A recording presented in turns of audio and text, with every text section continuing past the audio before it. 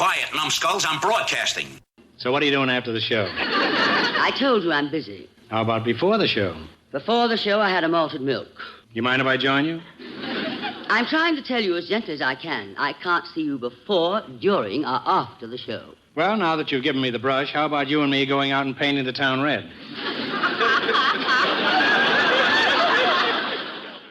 Hello again, everyone. Jarnathan Cross here, and welcome to a very special presentation of Classic Radio Rewind. Today's episode is unlike any other we've done. This is our 2-hour D-Day edition created to honor the courage, sacrifice, and history of June 6th, 1944. In just a moment, you'll hear the first 2 hours of CBS Radio's live coverage of the Normandy Invasion, exactly as it was broadcast to the American people on that historic morning. And in a bittersweet twist of timing, this tribute feels especially fitting because, as many of you know, CBS Radio recently signed off the air for the final time.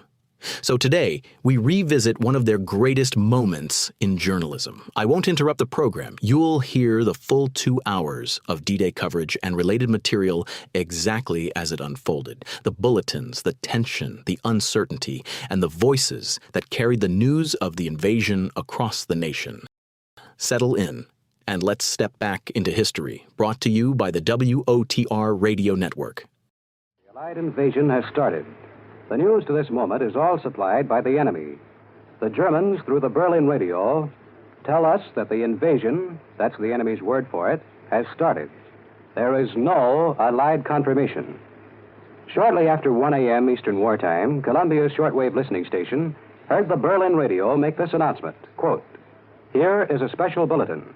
Early this morning, the long-awaited British and American invasion began when paratroops landed in the area of the Somme estuary. The harbor of Le Havre," the Berlin broadcast went on, "is being fiercely bombarded at the present moment.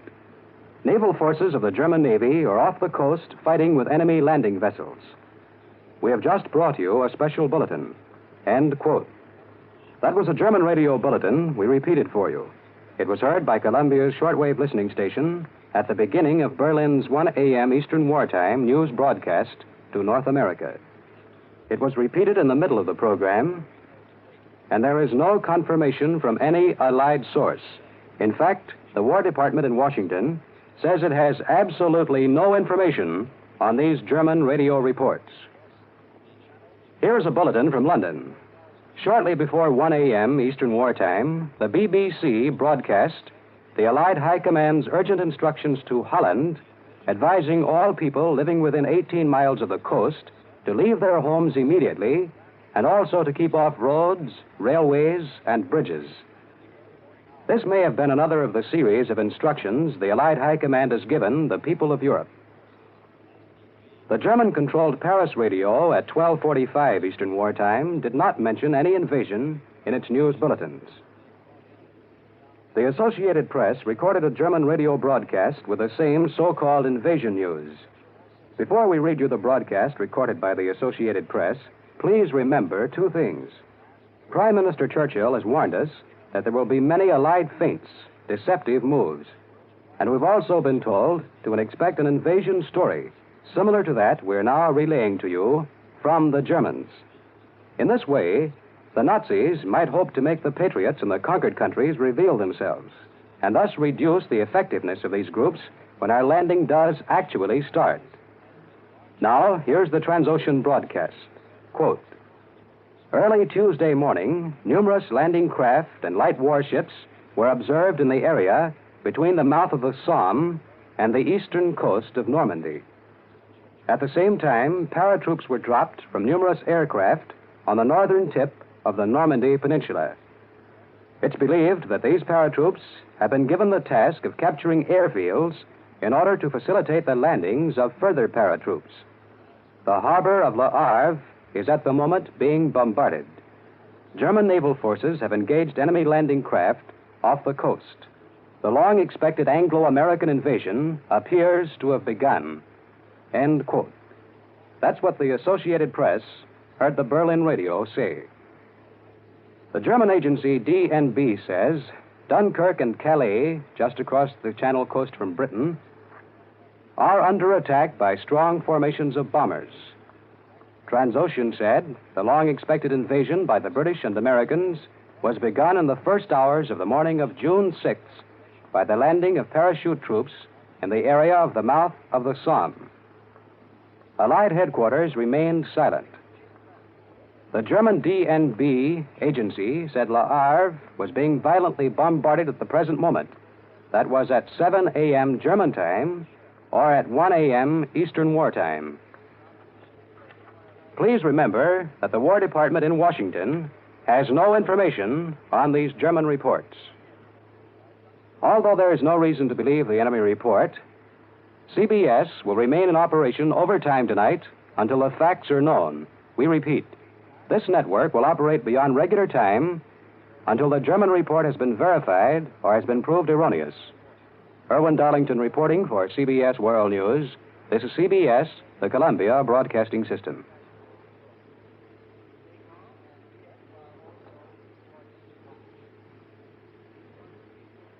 Now CBS presents the music of Lenny Kahn and his orchestra from the Hollywood Palladium on Sunset Boulevard in the heart of the nation's film capital.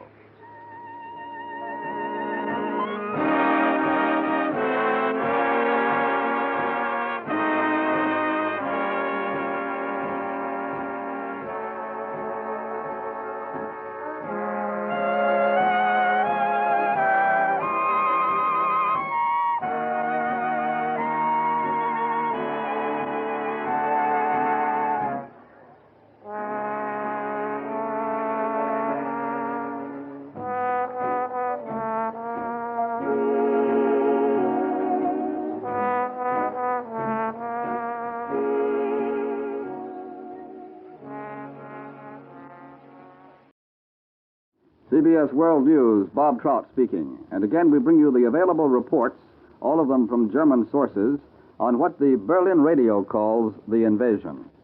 There is still no Allied confirmation from any source. Correspondents who rushed to the War Department in Washington soon after the first German broadcast was heard were told that our War Department had no information on the German reports. There's been no announcement of any sort from Allied headquarters in London. The first news of the German announcement reached this country at 12:37 a.m. Eastern Wartime. The Associated Press recorded this broadcast and immediately pointed out that it could be one which Allied leaders have warned us to expect from the Germans. Shortly after 1 a.m. Eastern Wartime, the Berlin radio opened its news program with a so-called invasion announcement. Columbia's shortwave listening station here in New York heard the Berlin radio say, and I quote, "Here is a special bulletin. Early this morning, the long-awaited British and American invasion began when paratroops landed in the area of the Somme estuary. The harbor of Le Havre is being fiercely bombarded at the present moment. Naval forces of the German Navy are off the coast fighting with enemy landing vessels. We've just brought you a special bulletin." End of the quotation. That is the invasion announcement as heard from the Berlin radio by Columbia's shortwave listening station. Now here's what Transocean, one of the German news agencies, says, and I quote, "Early Tuesday morning, landing craft and light warships were observed in the area between the mouth of the Somme and the eastern coast of Normandy. At the same time, paratroops were dropped from numerous aircraft on the northern tip of the Normandy Peninsula. It is believed that these paratroops have been given the task of capturing airfields in order to facilitate the landing of further troops. The harbor of Le Havre is at the moment being bombarded. And," continues the broadcast, "German naval forces have engaged enemy landing craft off the coast." The Transocean broadcast, still unconfirmed, concludes this way: "The long-expected Anglo-American invasion appears to have begun." This is the full text of the German Transocean broadcast as recorded by the Associated Press. The German broadcasts on the long-expected invasion by the Allies were relayed both to North America and to Germans in the homeland.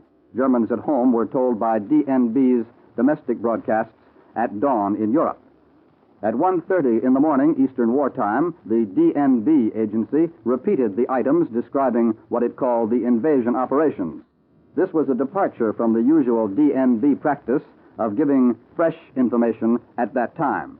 The German-controlled Calais radio came on the air today with this announcement in the English language, quote, "This is D-Day. We shall now bring music for the Allied invasion forces." So said the German-controlled Calais radio across the channel from England. Up to this time, almost an hour and a half after the first German broadcast, the United States Office of War Information, whose facilities will be used by American press organizations when Allied armies enter Western Europe, has not transmitted any information at all to support the German claims. Director Elmer Davis of the OWI rushed to his headquarters immediately when OWI officials advised him of the broadcasts from Germany. He told the United Press, "We have no more information than you have. I'll stay here until I find out whether the story is true or not." Last night, Elmer Davis addressed the National Press Club on psychological warfare and showed 3 motion pictures illustrating how the OWI was propagandizing on the war front. He had just reached his home when his office called him to hurry down. By 1:45 in the morning, Eastern War Time, almost the entire public relations staff over at the War Department in Washington also had reported for duty. Now, it should be remembered, of course, that the Germans are quite capable of faking this entire series of reports. Their main reason for doing so, in addition to trying to smoke out Allied plans, would be to try to start a premature uprising by the resistance movements along the Channel coast. But the French and the Belgians and the Dutch have all been warned about this possibility repeatedly. And you will recall that Prime Minister Winston Churchill some time ago warned that we could expect false alarms or diversionary feints before the big show began. The British radio, which at 1 a.m. Eastern Wartime sent a warning to residents of the Dutch coast to evacuate inland to a distance of at least 18 miles, might merely have been broadcasting the latest in the series of such warnings that have been given to the civilian populations all along the so-called invasion coast of Europe. No other British report that might indicate that the invasion is on has been released, unless we are to take as significant the report from London half an hour ago that the Royal Air Force was over enemy territory during the night. Even on the enemy side, there are clear reasons for doubting the German report that the invasion has started. The Paris radio at 1 a.m. Eastern Wartime said nothing about any invasion operations in its regular news report. In fact, half an hour after the first German broadcast announcing the landings, one German-controlled Paris radio spokesman said of the war situation, and this is a quotation, "It appears we have been given another month of grace before the invasion will start." A press report from Washington says Roosevelt will come to London at the end of June. Surely this indicates the event will not start before the end of June, said the Paris radio. Well, as I said, there is as yet no reason to believe the German story. Nevertheless, because of high public interest in this country, Columbia is planning to continue overtime operations tonight to all of its affiliate stations until such time as the enemy accounts are proved false or official word from Allied sources is forthcoming. You may listen to this network with assurance that all sources of news will be properly labeled and that we will interrupt programs only with news of exceptional importance and will bring you frequent summaries of all information available. The Columbia Shortwave Listening Station here in New York has heard the British radio report the German announcement of paratroop landings and report the announcement without comment. Then BBC followed that German announcement, which I've already given you, with this, and I quote, "Early this morning, people in German-occupied Western Europe received an urgent warning broadcast by a spokesman of the Supreme Command of the Allied Expeditionary Force. It was that a new phase of the Allied air offensive has begun. People living within 22 miles of the coast are particularly affected. The German Overseas News Agency, BBC goes on, has been putting out repeated flashes. Here is one of them. Quote, "We have just learned that numerous Allied landing craft and other Allied warships were seen in the area between the Seine estuary and the eastern coast of Normandy." And that was BBC quoting the German report. And now here in the studio with me is Columbia's military analyst, Major George Fielding Elliott, and here is Major Elliott now. We must begin by by understanding the possibility that these German reports may be an outright German lie. We must also take into account the possibility that they may be a series of feints intended to divert the German defense and to draw the German forces to other places than those in which we actually intend to make a serious attack. They report that a new phase of the Allied air offensive has begun, and the consequent request to the inhabitants of Western Europe to clear an area 22 miles from the coast may mean nothing more than an intensification of bombing attacks, or it may indicate the use of paratroops, or it may be, again, a part of the Allied attempt to throw the Germans off their guard. But if we are to accept these German reports as having any value at all, there seems to be some uncertainty as to the location of the Allied landings in France which they report. It is clear that the Germans are saying that landing craft have been observed approaching the French coast between the eastern shore of what they call the Normandy Peninsula and the mouth of the River Seine, where the port of Le Havre is situated. The Germans are also asserting that this port, Le Havre, is being bombarded, and that Allied paratroops are being landed near the tip of the Normandy Peninsula. What is not clear is the reference made to an Allied landing near the estuary of the River Somme, which is some distance northeast of Le Havre. This may possibly be an error for the Seine estuary, though the actual German translation has been checked several times here in a CBS shortwave listening station. But to analyze all these German statements, what the Germans call the Normandy Peninsula is undoubtedly the Cotentin Peninsula, at the end of which stands the port of Cherbourg. Allied forces would certainly wish, if they were actually landing in France, to obtain a well-equipped seaport as soon as possible, as such a port is essential in order to keep up continuous landings of troops and heavy equipment. We learned at Anzio and elsewhere that it is not safe to leave such matters to the mercy of the weather, as has to be done when dependence is had on open beaches, or even small but undeveloped bays.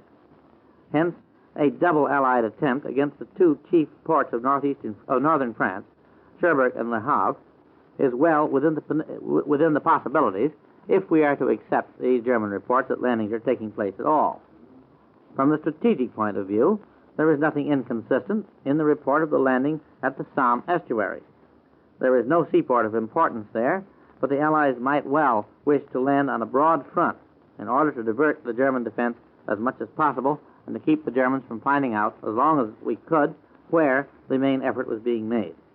The landing of paratroops behind the big seaport of Cherbourg would likewise be probable if the landing was really in progress, in order to cut off the movement of German reserves toward that port and thus facilitate its capture by the Allies. But any military analysis must remain fragmentary and uncertain as long as it is based only on German reports, which have so frequently proved to be unreliable in the past. That was Columbia's military analyst, Major George Fielding Elliott, and I think that brings us up to date to the moment. I'd like to repeat that there is as yet no reason to believe this German story which you have now heard. Nevertheless, because of high public interest in this country, Columbia is planning to continue overtime operations tonight, and I should like to take this opportunity to inform not only you, our audience, but to inform also the staffs on duty at our affiliate stations around the country that Columbia is planning overtime operations until such time as the enemy accounts are proved false or official word from Allied sources is forthcoming. And so, ladies and gentlemen, you may listen to this network with assurance that all sources of news will be properly labeled and that we will interrupt programs only with news of exceptional importance and will bring you frequent summaries of all information available. This is the Columbia Broadcasting System. CBS World News, Bob Trout speaking. It has now been nearly 2 hours since the first German radio announcement that the invasion had begun. Frankly, we don't know at this time whether those German news agency reports that the invasion has begun are true or not. However, the scarcity of any details from the Germans in these 2 hours after the first announcement do throw very strong doubt on the possible truth of the German story. Up until this moment, of course, there's been no confirmation from any Allied source that an invasion may have started. Elmer Davis, director of the Office of War Information, says that he, too, knows nothing of the reports. However, late last night, 3 German news agencies flashed word that Allied paratroops were spilling out of the skies over the Normandy Peninsula of France, and that our landing craft had started to come ashore in the Le Havre area, just 80 miles across the English Channel from the coast of Britain. The Germans, still without confirmation, say that Allied flyers are pounding Le Havre and its surrounding territory.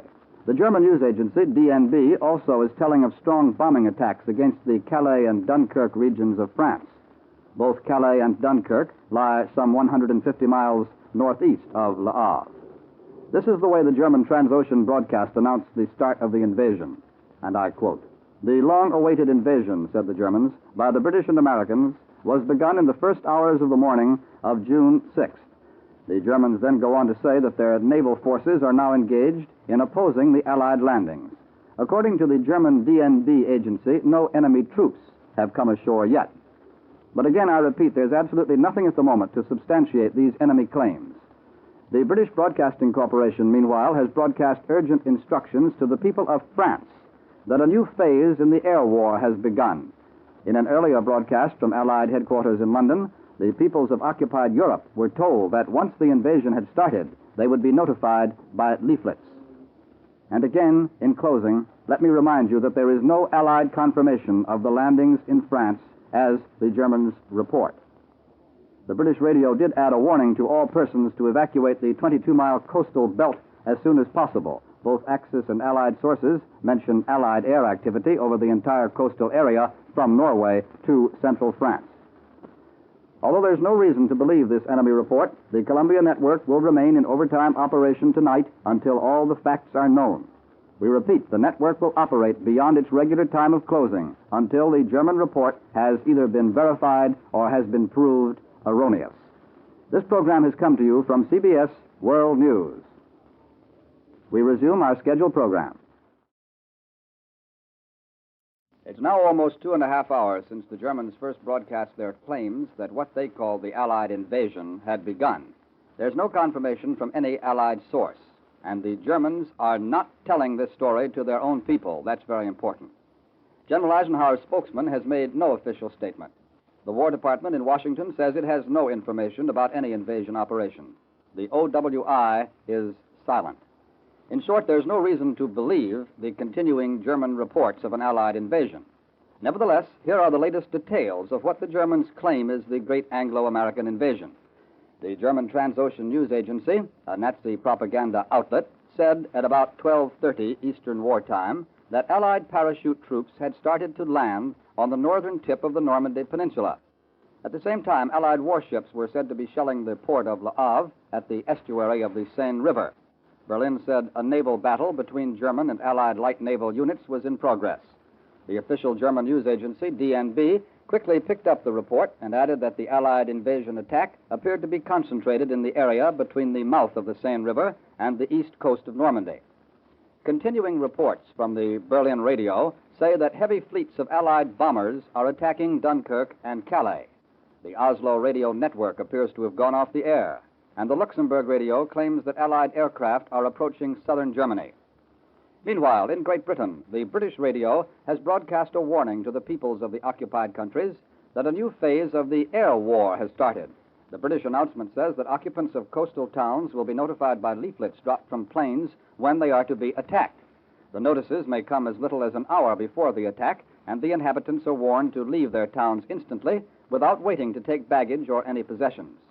In addition, the inhabitants of the 22-mile-wide belt along the invasion coast have been warned to leave as soon as possible in preparation for this new and drastic phase of the aerial bombardment.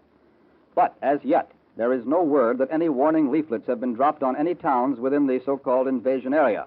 This is merely an advance warning of things to come. Incidentally, Germany has beamed reports of the supposed invasion to Asia, but as yet the Japanese radio has not picked up these reports. After the first German story about the so-called invasion, the man who is called Captain Ludwig Sertorius, supposedly a military commentator for the German news agency Transocean, declared flatly that the great conquest, as he put it, has begun between forces of the Reich and those of the Anglo-Americans. He said that Allied landings in the West today had put the German armed forces in the mood which they express with a laconic, "They are coming." He then went on to say that at the present moment, the invasion of Western Europe is at its very beginning, and that nothing can yet be said about the tactical and operational developments. This almost an apology for the lack of details.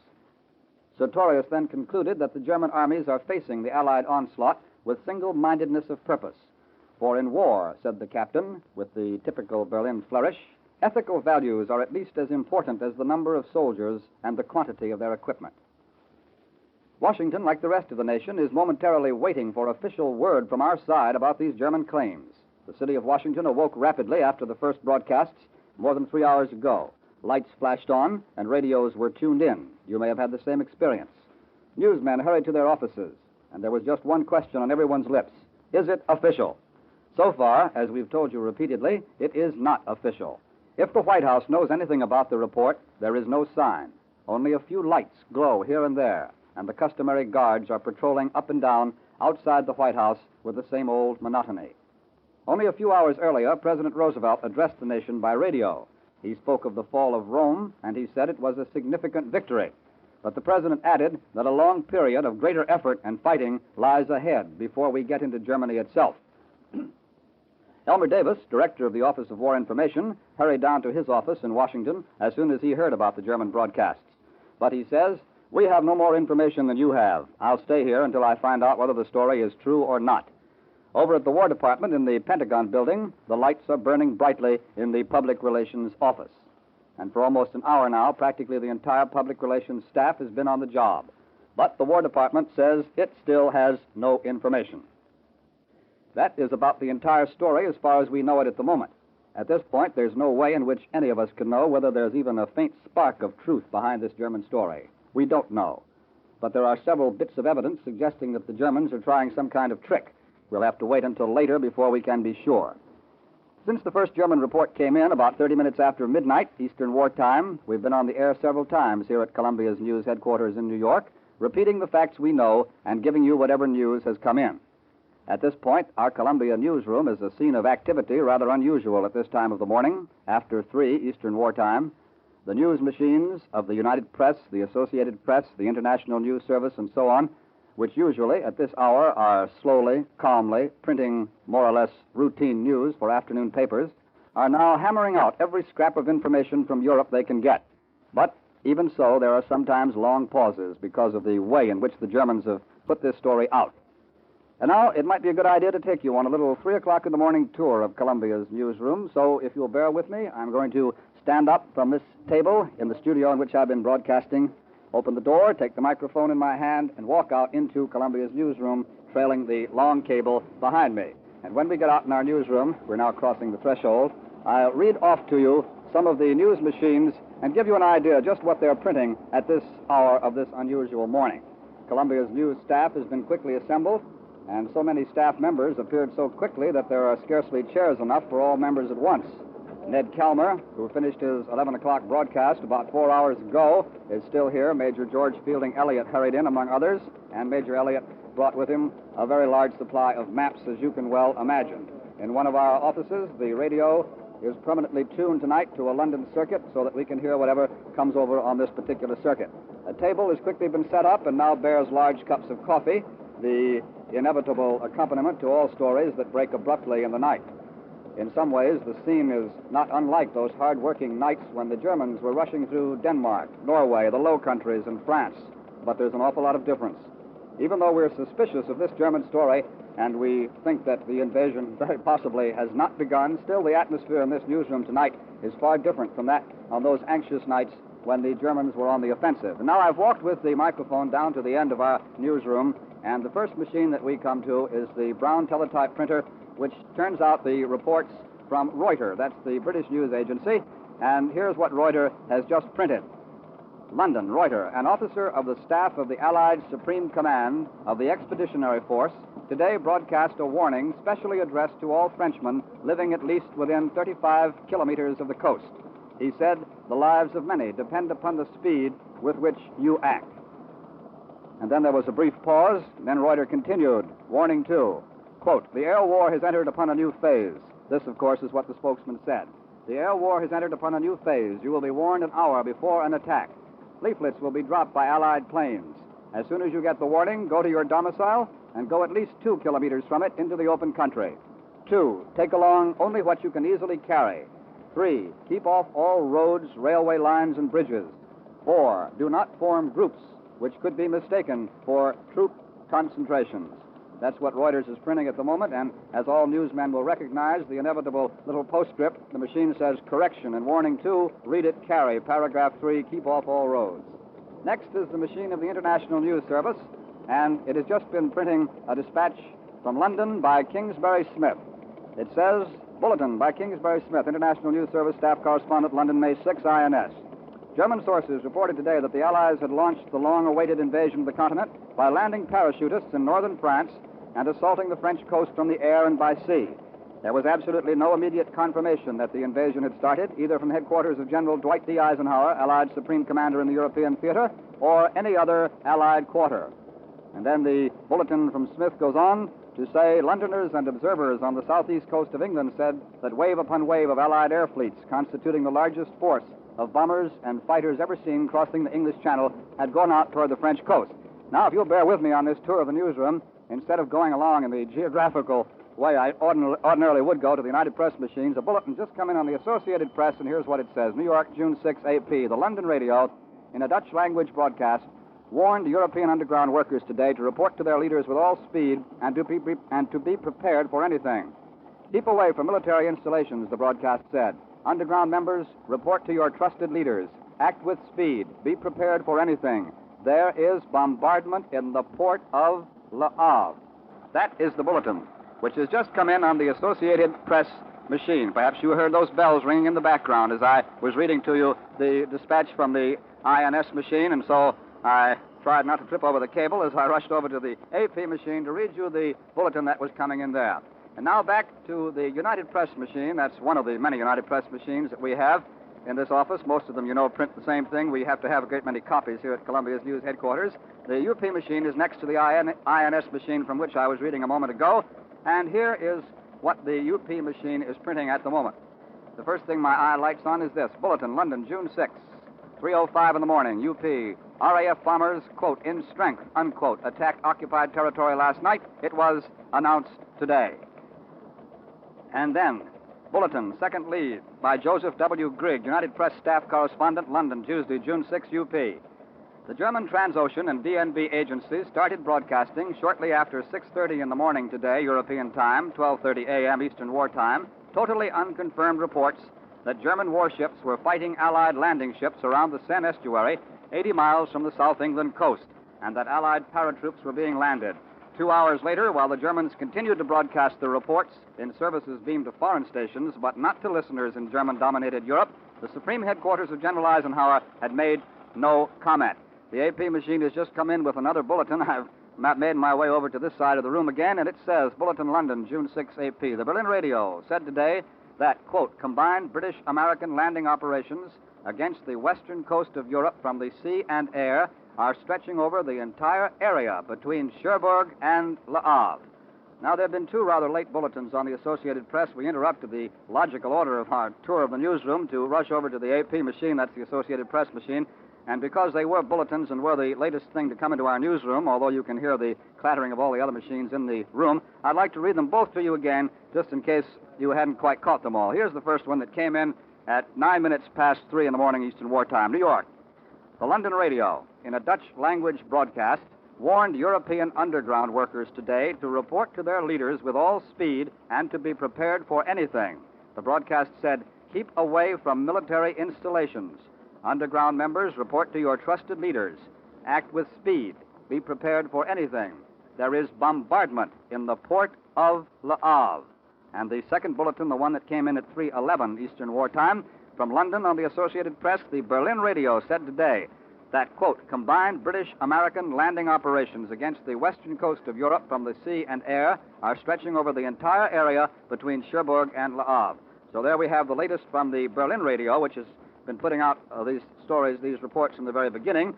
The latest from the Berlin radio saying that the landings stretch over the entire area from Cherbourg and Le Havre, and the latest from London, the BBC, and that Dutch language broadcast saying there is bombardment in the port of Le Havre, which does not necessarily mean an invasion, as you know. Incidentally, if at any time when you, on this little tour of the newsroom, if you can pick out the sounds of the bells in the background, I'd like to explain to you that when you hear 5 bells in rapid succession, that means that one of our many machines, at least one, is notifying us with the signal of 5 bells that it has a bulletin on its service wire. Of course, if you suddenly hear all the bells go crazy at once, as if it were Christmas and New Year's all together, that would be a flash, but that flash is not as common in newsrooms as many people who do not work in news sometimes believe. And now I'm back to the United Press machine, where I was in the first place before interrupting to go over to the AP, carrying the microphone with me on this long cable, surrounded by colleagues who, most of them, got up out of bed or came in a hurry when the news came in. And the United Press has a dispatch from Washington, which says, Edward Barrett, Executive Director of Overseas Broadcasting for OWI, denied in a long-distance call from New York today that OWI was transmitting German overseas invasion reports back to Germany for German consumption. He said, "We don't touch a thing unless and until it is officially announced by Allied headquarters." Well, that just tells us, in a way, something that we might have assumed in the first place, but it does give me a chance to remind you again of one circumstance that might be suspicious, and that is that the German people themselves are not being told of these things as far as we can make out so far. These broadcasts, these German reports, if we want to call them that, are all for foreign consumption, and in this case, foreign means us. And still continuing, walking about the newsroom, I now come to my colleague, Major George Fielding Elliott, who is standing in his green shirt sleeves, and the pencil is behind his ear. He's working very hard at the moment, and I think he might say something into this portable microphone if I hand it to him. Major? Thank you, Bob. There's only one item of significance in these recent reports, and that is the fact, this report, that there has been a British broadcast in Dutch to the people of Holland, ordering the underground leaders, the members of the underground, to report to their trusted leaders with all speed, and adding the statement that there is bombardment in the port of Le Havre.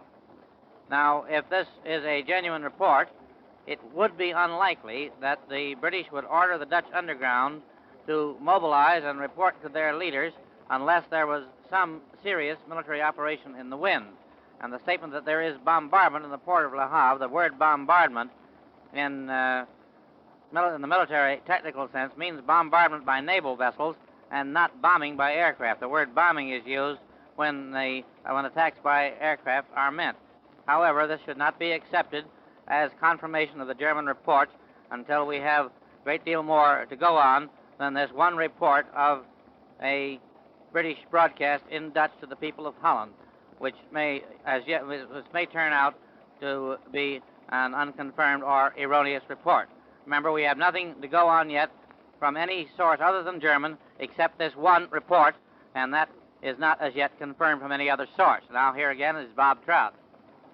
Major George Fielding Elliott, whom we encountered on our tour of the newsroom, which was not an unlikely circumstance, has just been telling us some of his latest impressions about the activities here at Columbia's newsroom at, 3:17 and a half almost in the morning, Eastern Wartime. And now, as I am about to pass from one news machine to another to read to you a few more of the bulletins to give you an idea of what does come in on the news machines at this hour, on this kind of night, I just passed by one of the news desks at which one of our Columbia news writers is typing. Perhaps you can hear the rather hesitant pecking in the background. And I see a cable on the desk among the litter of papers, paper clips, pen and ink, rulers, which reminds me that perhaps you'd like to hear about this cable. About, not quite an hour ago, we got word here in the newsroom that a cable was coming in from London. Well, naturally, all these reports that we've had so far have been coming in from the enemy, so any word from London was a welcome word and perhaps exciting word for us. We waited very eagerly to see what the cable was going to be, and when it came in, it was a cable from Edward R. Murrow in London to Paul White, the director of Columbia's news services here in New York. And this is what it said. London. Paul White, Columbia Broadcasting. Report to the nation, the airplane was named... Let me see now. I can hardly read it myself. It's in cablese. Report to the nation, the airplane was a new and unnamed B-17. Larry Lesser and Gene Ryder, who installed the gear in this airplane and then test flew it, christened the ship, obviously after Columbia's famous program, Report to the Nation. On account of it would be the first report to the nation from this B-17 plane during a combat mission. Edward R. Murrow in London. Well, that was partly in cablese and partly was a quick translation. I trust you can understand it. Perhaps I should have explained before I started to read it to you that the cable referred to the Flying Fortress, the B-17, in which Edward R. Murrow took a trip on a combat mission last week. Was it last week? Yes. Time's rather confused here. Last week, to the so-called invasion coast, he broadcast from the plane while it was in flight before it had landed back at its field in England. And he had said on the air several times in his broadcast from the plane in the air that the name of the fortress was Report to the Nation. Naturally, it intrigued our interest, but we were curious to know just how this flying fortress got the name Report to the Nation. Paul White naturally asked Ed Merrill, and this was Edward Merrill's cable. It's a very pleasant cable for us to receive, but it's not exactly the kind of news from London we were expecting when we heard that a cable was coming in from London. Here's a late edition on the Berlin Bulletin that I read to you a moment ago from the Associated Press. My arm is being taken, and I'm going back to the AP machine. An edition on the Bulletin, the Berlin Bulletin I read from the Associated Press. Here's the continuation of it. I trust you remember the beginning. It says, grand-scale amphibious operations are underway on a broad front between the mouth of the Seine and the estuary of the river Vire, V-I-R-E. A large number of Allied landing boats of various types and light Allied naval forces in considerable strength are taking part, Berlin says. All this is Berlin Radio. This is a continuation. 6 heavy Allied warships and 20 Allied destroyers are off the mouth of the Seine. Now, those are the very latest details. They are details from the German radio. Everything that's been coming in is from the German radio, as I have told you. And what I gave you then were the very latest details coming in on the Associated Press machine. They are the late details, but they are from Germany, and they are not from the Allies. Columbia Shortwave Listening Station reports that since 1:15 this morning, Eastern War Time, that would be slightly more than 2 hours ago, Berlin Radio has failed to issue any further word on the invasion of Western Europe.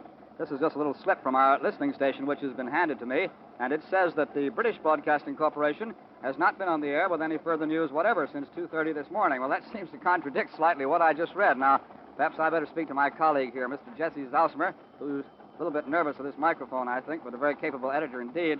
I just read the bulletin on the Associated Press machine there, Jesse, and then I was just handed this note from our able shortwave listening station boys, and they say that Berlin Radio has not issued any further word and that the BBC has not been on the air since 2:30. So where do you suppose this AP bulletin came from? Well, Bob, I think that this AP bulletin, which is slugged London, was heard by probably the BBC in London and then sent to us through the usual channels. CBS shortwave listening probably hasn't heard it yet. Our boys and girls back at shortwave are working to get whatever they can get. I know that they're listening to the German broadcasts that are being beamed to Asia and other such spots. The thing that strikes me is that Berlin hasn't said anything yet to the German people. In other words, they're giving us the full story on a story which is just as big for them as it is for us, but the German people don't know anything about it. Now, Bob, suppose you take over your job. Mr. Zausmer always thought he'd be afraid of this microphone if he ever started, but the problem is to get him to stop once he has started. In other words, just to wrap that up for you, the Associated Press bulletin, which was quoting the Berlin radio, obviously came from the BBC listening station in London. They must have heard one of the German radio outfits broadcasting that. Our Columbia shortwave listening station here in New York has not heard the German radio broadcasting any additional reports since 1:15 this morning, which was approximately 2 hours ago. So these late details that we're bringing you, which one or another of the many German-controlled radio stations in Europe are putting out, are coming from Germany and are being heard in England by the BBC monitoring service and then being cabled from England to New York. I'm back again at the INS machine, International News Service. I don't quite know how it happened because I had in mind just in which direction I was going. But anyway, here I am back because I thought I heard some particular activity on this machine. And it says London, Bulletin, London, June the 6th, INS. The military correspondent of the German agency, DNB, Lieutenant Colonel Alfred von Ohlberg, today joined numerous of his colleagues in broadcasting the claims that the Allied invasion of Europe has begun. And this is what this Lieutenant Colonel Alfred von Ohlberg, the military correspondent of the German agency DNB, says. D-Day has dawned. Invasion has begun. The tension which held the whole of Europe in its grip during the past week begins to relax with an Allied landing attempt in northern France. The second front, or better, the third front, has come into being. Well, that's the comment of the military correspondent. We'd call him a military expert, probably, or a military analyst. The military correspondent of the German agency, DNB, Lieutenant Colonel Alfred von Ohlberg. That's what he says. The report is dateline London, and as I was just reminding you a few moments ago, that means that obviously the report was heard in London, was not heard here in New York, was put on the INS machine in London, and that's how we get it here in our newsroom in New York. Have you a word? Bob, this is the shortwave summary that Jack Gerber just helped me, and if you can read their notes, you might want to read what they've taken. I see that this is the BBC in English to the Pacific at 3 o'clock, taken by Myra Jordan. We'll give everybody credit. Well, yes, thank you, Mr. Zausmer. As I was explaining to the audience a moment or two ago, I always thought you told me you'd have microphone fright, but I can see that that's not the truth at all. Well, I've just been handed a board.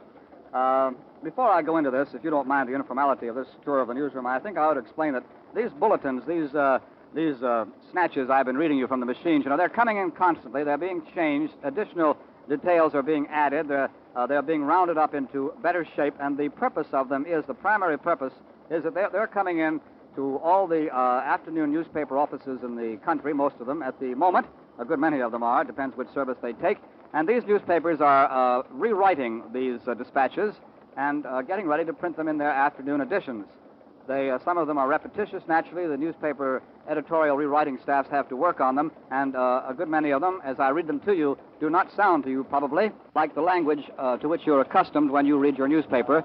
But anyway, that's the primary purpose of them. They're coming in all the time. They're being edited, rewritten, analyzed, and put into roundups for the better information of the audience, our radio audience, and also newspaper readers, too. Now to go into the rough notes of the shortwave listening station, which were just handed to me as I was walking over here by Jesse Zausmer. The BBC in English to the Pacific areas. That's the BBC, the British Broadcasting Corporation, broadcasting from a transmitter somewhere in the British Isles and beaming the broadcast especially to Pacific areas. Broadcast at 3 a.m., that's about 27 minutes ago. And here are the rough notes in the very form in which our shortwave monitors take them down. If an item is of enough interest to be sent out, it is usually rewritten and amplified and put into a little better English. That is polished up a bit, But here are the rough notes, and this is the way they sound, just to give you another insight into the way a newsroom works, the news headquarters at this time. German Overseas Agency stated 2 hours ago, invasion began. Le Havre, parachutes landed on Normandy Peninsula. Spokesman broadcast warning that a new phase of Allied air offensive began. German Overseas News Agency made this announcement about 2 hours ago. Early this morning, the expected invasion began, when airborne forces were landed in the area of the blank estuary, one word unintelligible. Le Havre is at present being exposed to a fierce bombardment. And now, as continue on this early morning newsroom tour of our Columbia newsroom headquarters here in New York, I come up to Ned Calmer, who many of you heard, I hope, broadcasting his regular news program. Well, it was last night, wasn't it? Last night at 11 o'clock Eastern Wartime. Here's Mr. Calmer. Thank you, Bob. Ned Calmer reporting, taking over from Mr. Trout temporarily. First, it might be a good idea for those who have just tuned in on this exciting night to go back over the principal facts that we know so far, all of which have been reported to us by the Germans, with the exception of a broadcast by the British Broadcasting Corporation from London in Dutch to Holland, in which the very significant fact is mentioned that the French port of Le Havre is under bombardment. Presumably that means naval bombardment, although there is no specification. Also, in case you missed the start of this broadcast, there is still no Allied confirmation of the German claim that Allied troops have landed anywhere in Western Europe. The reports were started at about 12:37 this morning with a report from London carried by the Associated Press that the German news agency Transocean had announced the Allied invasion had begun. Subsequently, the Germans have been putting out information, or what passes as information, in increasing volume, and both the Associated Press, the United Press, and now the International News Service are devoting practically all of their services to this rapidly developing story. Here's a Berlin bulletin on the Associated Press machine just called my attention. Berlin says that the first center of gravity in these reported military operations is Caen. I'll spell that, C-A-E-N, the big city at the base of the Normandy Peninsula in France. The base of this peninsula is 75 miles across between Caen and Avranches. I'll spell that again for those of you who have taken out your maps. Avranches. The base of this peninsula is 75 miles between Caen and Avranches, and the same distance on a line extending northward to Cherbourg at the tip. Caen itself is 120 miles west-northwest of Paris. And now, Mr. Trout, are you ready again? Yes, Mr. Calmer, thank you very much. Not quite up on what Mr. Calmer has been reading to you from these news machines. I've now got to the Office of War Information machine, and that's one of the most interesting things that's really observable here in Columbia's newsroom this morning at 3:30. The OWI machine has been almost entirely silent while all the other machines have been hammering out their news. The OWI has put out only one report this morning which says the Romanian radio reports enemy planes over Belgrade, and that report came in at 3:01 in the morning, in other words, about half an hour ago on the OWI wire. It seems that the OWI is waiting cautiously before putting out anything on these German reports. So far, all these reports have been German. And now, ladies and gentlemen, for a special announcement from the Supreme Headquarters of the Allied Expeditionary Forces from London from Colonel R. Ernest Dupuy. Go ahead, London. This is Supreme Headquarters, Allied Expeditionary Force. The text of Communique number 1 will be released to the press and radio of the United Nations in 10 seconds. Repeat, 10 seconds from now.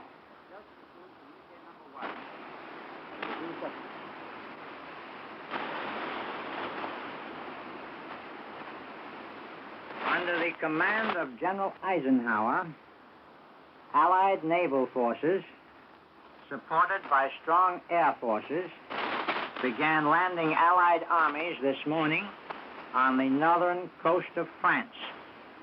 The communique will be repeated.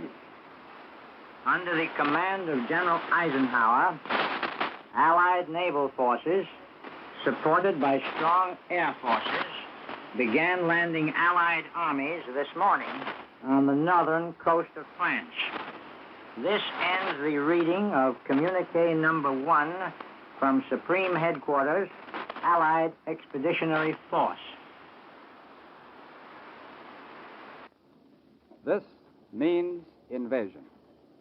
Ladies and gentlemen, here we are back at Columbia's news headquarters, the newsroom in New York. I've just taken the microphone out of the studio again and back into our news headquarters. You have just heard from London Colonel R. Ernest Dupuy of the Supreme Headquarters of the Allied Expeditionary Forces reading Communique number 1. Everything to this point has been German reports, and Communique number 1 now says, under the command of General Eisenhower, Allied naval forces, supported by strong air forces, began landing Allied armies this morning on the northern coast of France. It is now official. The landings have begun, and at this moment, here is Columbia's military analyst, Major George Fielding Elliott. As you just heard from Mr. Trout, the period of doubt is at an end, and we have official announcement of the landing of Allied armies on the northern coast of France. As there's nothing to add to the very bare words of the official communique, it was to be expected that the Allied naval forces would cover the landing and would be engaged in conveying our troops to the coast of France, and that there would be strong air support. When there's any further details to give you, we will bring them to you promptly, and we'll try to analyze them for you as well as we can within the limits of the information that we get from time to time. Now, here again is Mr. Trout. Major George Fielding Elliott has been speaking to you, talking about the invasion. I think we can now call it that, following the reading of the first communique, Communique number 1 from SHAFE. That's what we call Supreme Headquarters, Allied Expeditionary Forces, somewhere in Great Britain. Rather strangely, you know, just before we switched to London to hear the first communique, we were making this informal tour of the Columbia newsroom, which began at 3 o'clock in the morning, 35 minutes ago. I was standing here in front of the OWI machine and telling you that while all the other news services, the UP, AP, INS, Reuters, all the rest, were sending out all these reports and from Europe, you know about the German reports. The OWI, which confines itself to official news, sends us the text of the communiques and all that sort of thing. The OWI was printing almost nothing, and since the beginning of the day, since midnight, the OWI had put on only one bulletin, or rather one dispatch of any kind, saying that the Romanian radio reported enemy planes over Belgrade. And, of course, a few moments after I said that, we switched you to London so that you could hear Colonel Dupuy reading the communique, and, of course, at that moment, after I came out of the studio on the OWI machine, here is what is now printed. OWI 2, meaning the second bulletin since midnight. OWI 2, flash. Supreme Headquarters announces Allies begin operations on northern coast of France. Bulletin. Communique said, under the command of General Eisenhower, Allied naval forces, supported by strong air forces, began landing Allied armies this morning on the northern coast of France. 3:34 p.m. Eastern Wartime from Washington. That's what the Office of War Information wire says. Still looking over the machines now in a way is rather speculative. The whole character of this broadcast has changed, and it did change rather abruptly. Ladies and gentlemen, as you know, if you have been staying with us, you know we started, sometime after midnight. I guess it was about 20 minutes to 1 in the morning Eastern Wartime when the Germans began putting these reports out. We've been bringing you frequent reports, and then at 3 o'clock in the morning, a little more than 35 minutes ago, we took this microphone here in our studio, which adjoins the Columbia newsroom in New York, and brought it out here to the news machines and began taking you on an informal tour to show you what a newsroom is like at this hour. And now I hear that we must go to London in a few moments. Ladies and gentlemen, for a broadcast from Columbia's correspondent Edward R. Murrow, we take you now to London. March with you. In company with our brave allies and brothers in arms on other fronts, you will bring about the destruction of the German war machine, the elimination of Nazi tyranny over the oppressed peoples of Europe, and security for ourselves in a free world. Your task will not be an easy one. Your enemy is well trained, well equipped, and battle hardened. He will fight savagely. But this is the year 1944. Much has happened since the Nazi triumphs of 1940-41. The United Nations have inflicted upon the Germans great defeats in open battle, man to man. Our air offensive has seriously reduced their strength in the air and their capacity to wage war on the ground. Our home fronts have given us an overwhelming superiority in weapons and munitions of war, and placed at our disposal great reserves of trained fighting men. The tide has turned. The free men of the world are marching together to victory. I have full confidence in your courage, devotion to duty, and skill in battle. We will accept nothing less than full victory. Good luck, and let us all beseech the blessing of Almighty God upon this great and noble undertaking. This order was distributed to assault elements after their embarkation. It was read by appropriate commanders to all other troops in the Allied Expeditionary Force. I return you now to the United States. Now we're back at headquarters again in New York. At this moment, we're in the studio. As a matter of fact, we have to come into the studio now with this unusual arrangement so that we can hear the speaker and hear what Mr. Murrow was saying. That was Edward R. Murrow, Columbia's correspondent in London. Now we're back out in the newsroom with our long cable, and once again, here is Columbia's military analyst, Major George Fielding Elliott. The Allied invasion of Western Europe, as you know, has begun. Such an operation, carrying thousands and hundreds of thousands of troops across water to land them on a hostile shore, is one of the most dangerous of all military operations.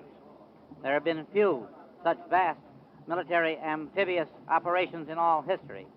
Some have failed, but some have succeeded.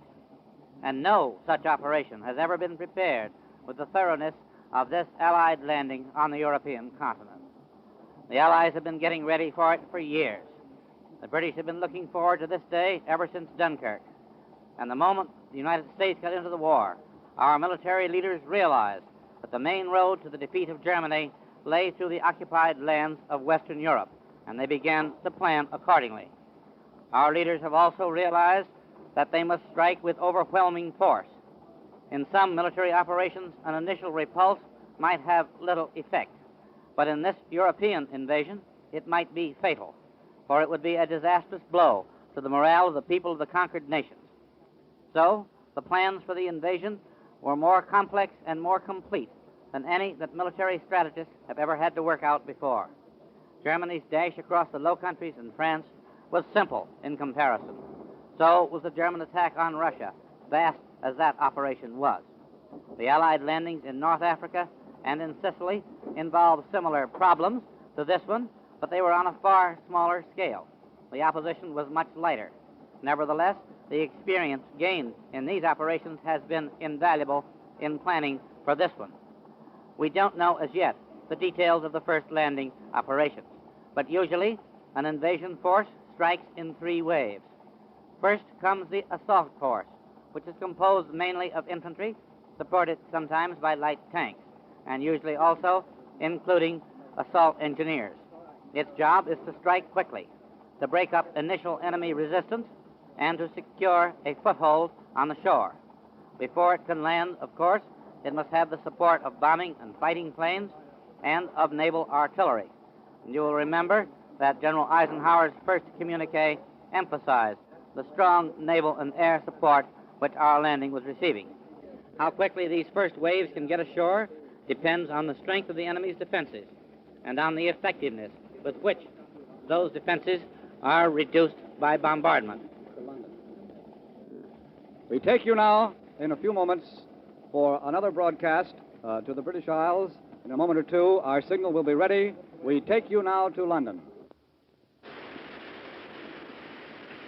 Here is the text of a report sent to London by Herbert M. Clark for the networks of the United States. This is Herbert M. Clark in a takeoff report from an Allied expeditionary base. I don't have to explain what the takeoff is. When you hear this, you'll know that Allied forces have leaped the gap between the bases in the United Kingdom and the coast of France.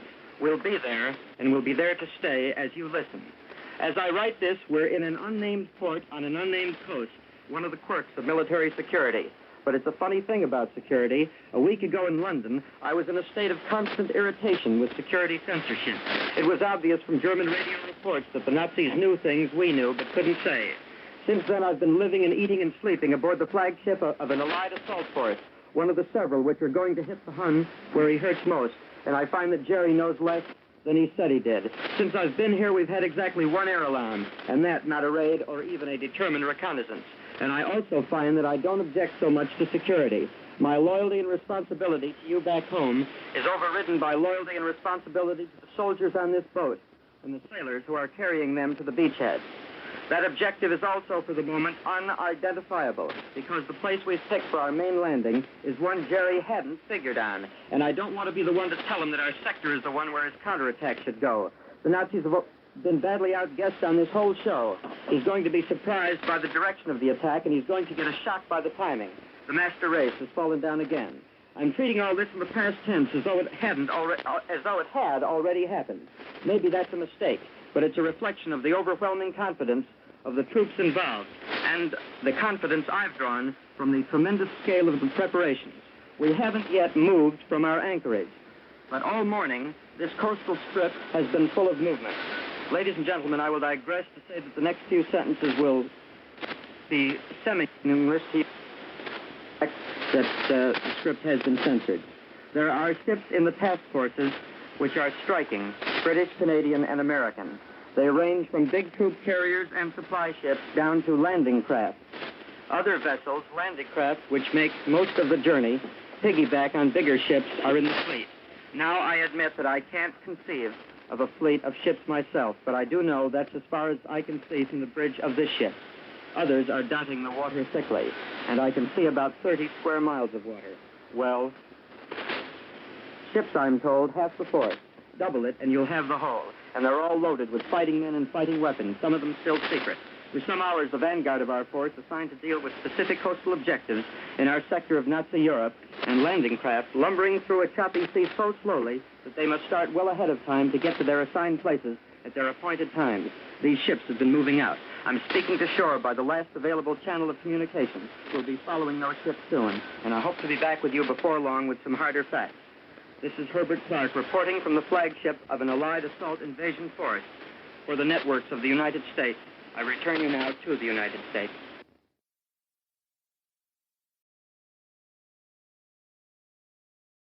Once again in the studio, adjoining Columbia's newsroom at Columbia's news headquarters in New York City. This is Bob Trout speaking again. And now, once again, you'll hear the noise of the bells as I open the door, take the microphone out on the long cable to the newsroom itself. That seems to be the quickest way to get the news to you as it's coming in so rapidly. We started this as a very informal tour about 45 minutes ago. when we didn't know that it was invasion. As a matter of fact, the Germans were the only people who had been putting out the reports. And in a few moments, I'd like to sort of sum the thing up for you so we can see where we are at the moment. But it seems that the story is now at this stage at which interruptions come. Things come in so quickly that it's almost impossible to find time to go back and sum up. We've had the first dispatch from London. We sometimes have to interrupt each other here during this informal broadcast. When we get word to switch rapidly to London, there are only a few seconds in which to do it, and so our broadcast may be abrupt at some point or another, but we're trying to keep you abreast of the news as quickly as possible, and so when we get word that London has something, we just cut whatever we can and go as quickly as possible.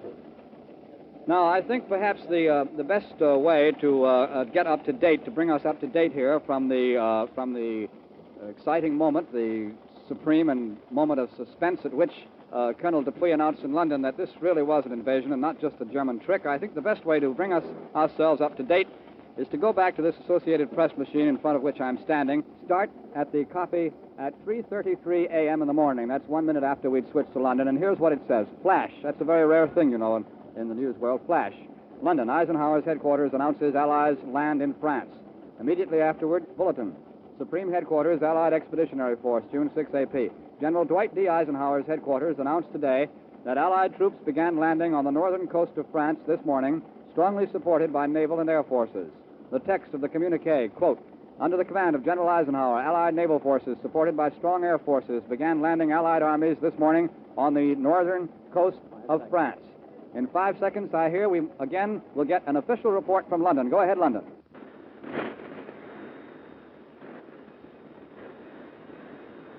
This is Supreme Headquarters, Allied Expeditionary Force. In a moment, you will hear the Supreme Commander, General Dwight D. Eisenhower. His statement will be followed by other messages to the peoples of the countries on the western coast of Europe, which are occupied by the enemy. The Supreme Commander, Allied Expeditionary Force, General Dwight D. Eisenhower. People of Western Europe. A landing was made this morning on the coast of France by troops of the Allied Expeditionary Force. This landing is part of the concerted United Nations plan for the liberation of Europe, made in conjunction with our great Russian allies. I have this message for all of you. Although the initial assault may not have been made in your own country, the hour of your liberation is approaching. All patriots, men and women, young and old, have a part to play in the achievement of final victory. To members of resistance movements, whether led by nationals or by outside leaders, I say, follow the instructions you have received. To patriots who are not members of organized resistance groups, also, continue your passive resistance, but do not needlessly endanger your lives. Wait until I give you the signal to rise and strike the enemy. The day will come when I shall need your united strength. Until that day, I call on you for the hard task of discipline and restraint. Citizens of France, I am proud to have again under my command the gallant forces of France. Fighting beside their allies, they will play a worthy part in the liberation of their homeland. Because the initial landing has been made on the soil of your country, I repeat to you with even greater emphasis my message to the peoples of other occupied countries in Western Europe. Follow the instructions of your leaders. A premature uprising of all Frenchmen may prevent you from being of maximum help to your countries in the critical hour. Be patient. Prepare. As Supreme Commander of the Allied Expeditionary Force, there is imposed on me the duty and responsibility of taking all measures necessary to the prosecution of the war. Prompt and willing obedience to the orders that I shall issue is essential. Effective civil administration of France must be provided by Frenchmen. All persons must continue in their present duties unless otherwise instructed. Those who have made common cause with the enemy and so betrayed their country will be removed. When France is liberated from her oppressors, you yourselves will choose your representatives and the government under which you wish to live. In the course of this campaign for the final defeat of the enemy, you may sustain further loss and damage. Tragic though they may be, they are part of the price of victory. I assure you that I shall do all in my power to mitigate your hardships. I know that I can count on your steadfastness now, no less than in the past. The heroic deeds of Frenchmen who have continued the struggle against the Nazis and their Vichy satellites in France and throughout the French Empire have been an example and an inspiration to all of us. This landing is but the opening phase of the campaign in Western Europe. Great battles lie ahead. I call upon all who love freedom to stand with us now. Keep your faith staunch. Our arms are resolute. Together we shall achieve victory. You have just heard the Supreme Commander, General Dwight D. Eisenhower. It has just been announced that General de Gaulle has arrived in England. He will broadcast a message to the people of France later in the day.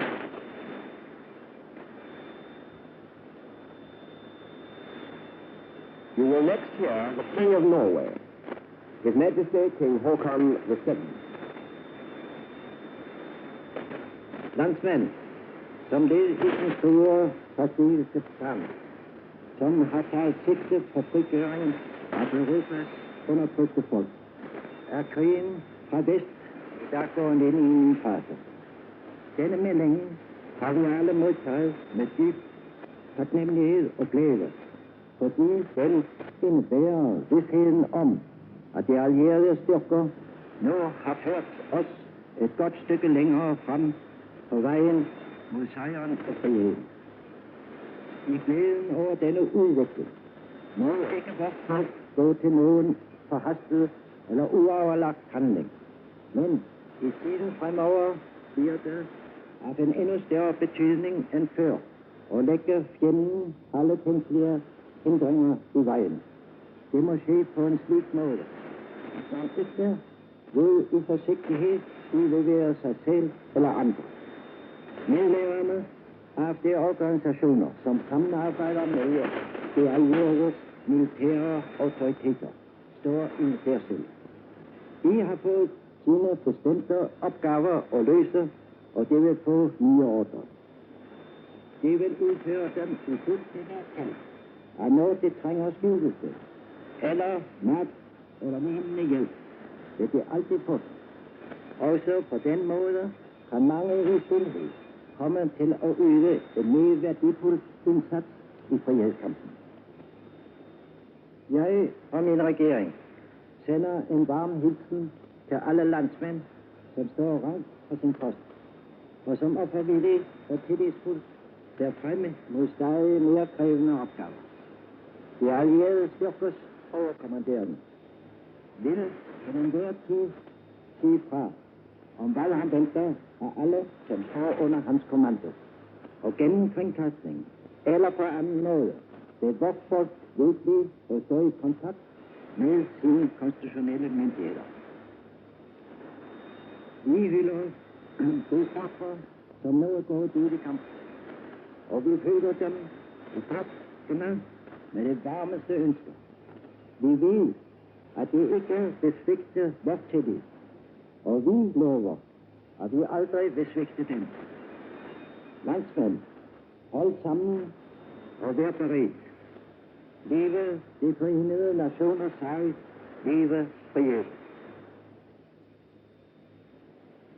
Here is a translation of King Håkon's message to the people of Norway. Fellow countrymen, as a link in the great strategic plan which aims at liberating the oppressed peoples of Europe, the war in the West has today entered a new phase. We have all received this news with a profound feeling of joy and satisfaction, as we realize that Allied forces have thereby carried us a good way further on the road to victory and liberation. Heartened by these developments, our people must not allow their enthusiasm to lead them into premature or unpremeditated acts. From now on, however, it will be of even greater importance than heretofore to hinder and impede the enemy by all subtle and covert means that do not expose yourself or others. This order does not apply to organized resistance groups who are in touch with the Allied military authorities. They have been given their special orders. and they will receive further orders. These they will carry out in the knowledge that if they are in need of a hiding place, or food, or any other help, they will always find it. In this way also, many of you will be able quietly to take an effective part in the battle for freedom. I and my government warmly salute all compatriots who stand firm at their posts and to look forward to ever more exacting tasks in a spirit of self-sacrifice and confidence. The Supreme Allied Commander will at all times keep you informed about what is expected of everyone under his command. And over the radio and by other means, our people will continue to be in close contact with their constitutional authorities.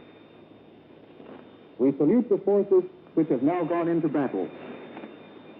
Our thoughts and warmest wishes go with them. We know that they will not fail us, and we promise never to fail them. Fellow countrymen, keep together and be prepared. Long live the cause of the United Nations. Long live the cause of freedom. That ends the translation of King Haakon's statement. Communique number 1, issued by Supreme Headquarters, Allied Expeditionary Force, will now be repeated. Under the command of General Eisenhower, Allied naval forces, supported by strong air forces, began landing Allied armies this morning on the northern coast of France. You will now have the Prime Minister of the Netherlands, His Excellency, Professor Herbrandy. Mannen en vrouwen van Nederland. Nu het grote ogenblik gekomen is waarop de geallieerde strijdkrachten tot een machtige aanval zijn overgegaan vanuit het westen, heb ik enkele zeer ernstige woorden tot u te zeggen. Ik verzoek u hiernaar met de grootst mogelijke aandacht te luisteren en mijn woorden met inachtneming van alle noodzakelijke veiligheidsmaatregelen door te geven aan de betrouwbare landgenoten die niet in de gelegenheid waren naar mij te luisteren. Landgenoten, nu de geallieerde mokerslag neerkomt op Hitler's Atlantic Wall, gaat door ons allen een siddering van ontroeren. Onze mannen van leger, vloot, luchtmacht en koopvaardij hebben de taak te vervullen welke aan hen door de militairen opperbevelhebber is toebedeeld. In de harten van ons allen stijgt de dringende bede op tot den Almachtige om hulp en bijstand in deze vooral zo rechtvaardige strijd. In nauw overleg met de geallieerde opperbevelhebber geef ik u daarom de volgende order, waaraan ik verwacht dat iedere Nederlander die van goede wille is, zich zal houden. Mijn orders richten zich niet tot die speciale verzetsgroepen die hun eigen orders hebben ontvangen en daaraan gevolg zullen geven. Ik richt mijn instructies tot hen die niet lid zijn van die speciale verzetsgroepen. 1. Hij zou geen daden van gewelddadig openlijk verzet plegen. Het zou den wreden vijand slechts de gelegenheid bieden represailles te nemen, veel en veel bloediger dan ooit tevoren. 2.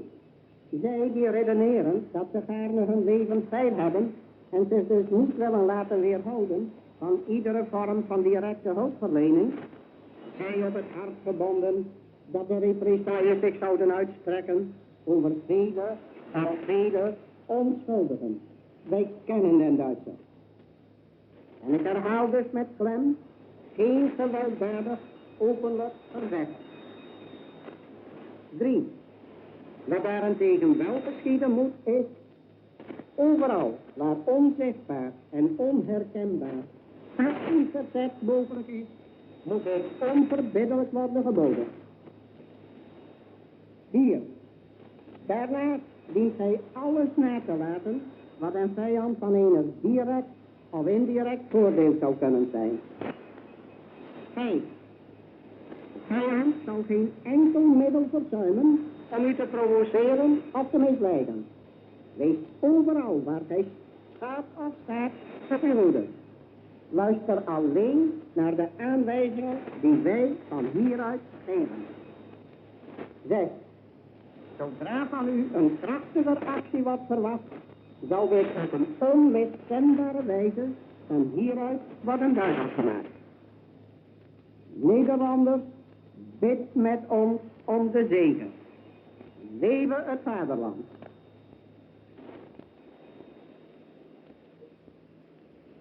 Here is a translation of the statement just made by the Prime Minister of the Netherlands.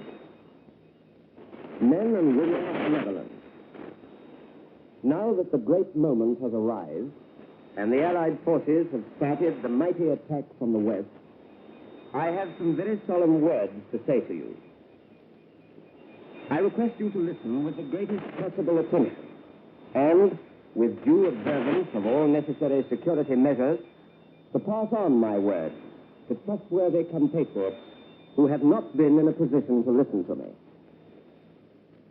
Fellow countrymen, now that the Allied sledgehammer blow is falling on Hitler's Atlantic wall, we are all thrilled with emotion. Our men of the Army, the Navy, the Air Force, and the Merchant Navy have to fulfill the task allotted to them by the military commander-in-chief. In the hearts of all of us rises the urgent prayer to the Almighty for help and assistance in what is for us so righteous a struggle. In close deliberation with the Allied High Command, I therefore give you the following orders, which I expect every Dutchman of goodwill to keep. These orders do not apply to those organized resistance groups who have received their orders and who will obey them. It is to those who are not members of organized resistance groups that I address these instructions. 1. You will not perpetrate any acts of violent, open resistance. It would only offer the cruel enemy an opportunity to take far bloodier reprisals than ever before. 2. Those who reason that they are ready to sacrifice their life and therefore do not wish to refrain from any form of direct assistance are urged to consider that the reprisals would extend to a great many innocent people. We know the Germans. And I therefore request, with emphasis, no violent open resistance. 3. This, however, must be done. Wherever invisible and unrecognizable passive resistance is possible, it must be inexorably forthcoming. 4. Apart from this, you must refrain from any act that might be of any direct or indirect advantage to the enemy. 5. The enemy will not fail to employ any means of provoking or deceiving. Wherever you go, wherever you may be, watch your own behavior. Listen, all of you, to the instructions which we give you from here. 6. As soon as more forceful action is required of you, this will be made clear from here in unmistakable fashion. Dutchmen, pray with us to victory. Long live the fatherland. That ends the translation of the statement made by the Prime Minister of the Netherlands. You will next hear the Prime Minister of Belgium, His Excellency, Monsieur Hubert Pierlot. Mes chers compatriotes, l'heure attendue par vous est proche. Les opérations préliminaires pour la libération de l'Europe ont commencé. Cet assaut initial est l'annonce certaine de votre délivrance. Vous allez vivre des jours difficiles, dans une attente anxieuse. C'est le moment de montrer une fois de plus les qualités de discipline et de maîtrise de vous-même dont vous avez donné tant d'exemples depuis 4 ans. La première règle à suivre sera de modérer votre impatience. La seconde, de ne pas vous laisser tromper par les excitations perfides de l'ennemi et de ne pas vous laisser engager dans des actions prématurées qui ne pourraient avoir pour résultat que de terribles représailles. Les Alliés vous sont reconnaissants de la magnifique résistance que vous avez montrée sous l'oppression allemande, et le gouvernement est convaincu que vous ferez tout ce qui est possible pour contribuer à détraquer la machine de guerre de l'ennemi. Le succès final de l'effort militaire aujourd'hui commencé dépend en grande partie de la force que vous conserverez pour le moment décisif.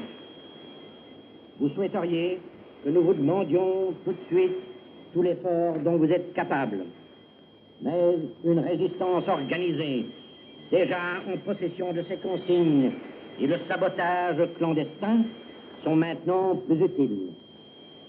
À tous les patriotes, je dis, obéissez avec une discipline complète à tous les ordres qui vous sont donnés par le commandement suprême allié et par votre gouvernement. Mais soyez attentifs à discerner les fausses consignes qui pourraient être lancées par l'ennemi. Ne croyez pas les rumeurs non contrôlées. La seule façon de vérifier l'authenticité des nouvelles est de vous assurer qu'elles sont transmises par les stations de télégraphie sans fil des Alliés. Par-dessus tout, méfiez-vous des agents provocateurs. Le moment du suprême combat n'est pas encore venu. Lorsqu'il aura sonné, vous en serez avertis par le commandement allié et par votre gouvernement. L'on vous dira alors clairement ce que l'on attend de vous. Utilisez cette période intermédiaire pour perfectionner vos organisations afin qu'au moment voulu, leur action soit pleinement efficace. Dans les souffrances accrues qui marqueront peut-être la dernière phase de la guerre, tous les Belges devront plus que jamais montrer un mutuel dévouement et toutes les ressources encore disponibles devront être employées à soulager la misère des plus éprouvés. Les mots d'ordre que nous vous envoyons sont courage, discipline, solidarité, confiance. Here is a translation of the statement just made by the Prime Minister of Belgium. My beloved countrymen, the hour so long awaited by you is near. Preliminary operations for the liberation of Europe have begun. This first assault is the certain signal for your deliverance. You are going to undergo difficult days in a period of anxious waiting. This is the time to show once again those qualities of discipline and self-control which for 4 years you have so often displayed. The first rule for you to follow is to moderate your impatience. The second is not to let yourselves be fooled by any of the enemy's treacherous provocations, and not to let yourselves be embroiled in any premature action which could result in terrible reprisals. The Allies are grateful to you for the magnificent resistance that you have shown under German oppression. And the government is convinced that you will do everything possible to contribute to the overthrow of the German war machine. The final success of the military undertaking which began today depends largely on the strength that you can serve for the decisive moment. You naturally want us to demand of you immediately all the effort of which you are capable. But the organized resistance, which already has its orders, and clandestine sabotage are at this moment of more use. To all patriots, I say, obey with complete discipline all the orders given you by the Supreme Allied Command and by your government. But be on the alert for false orders, which might be issued by the enemy.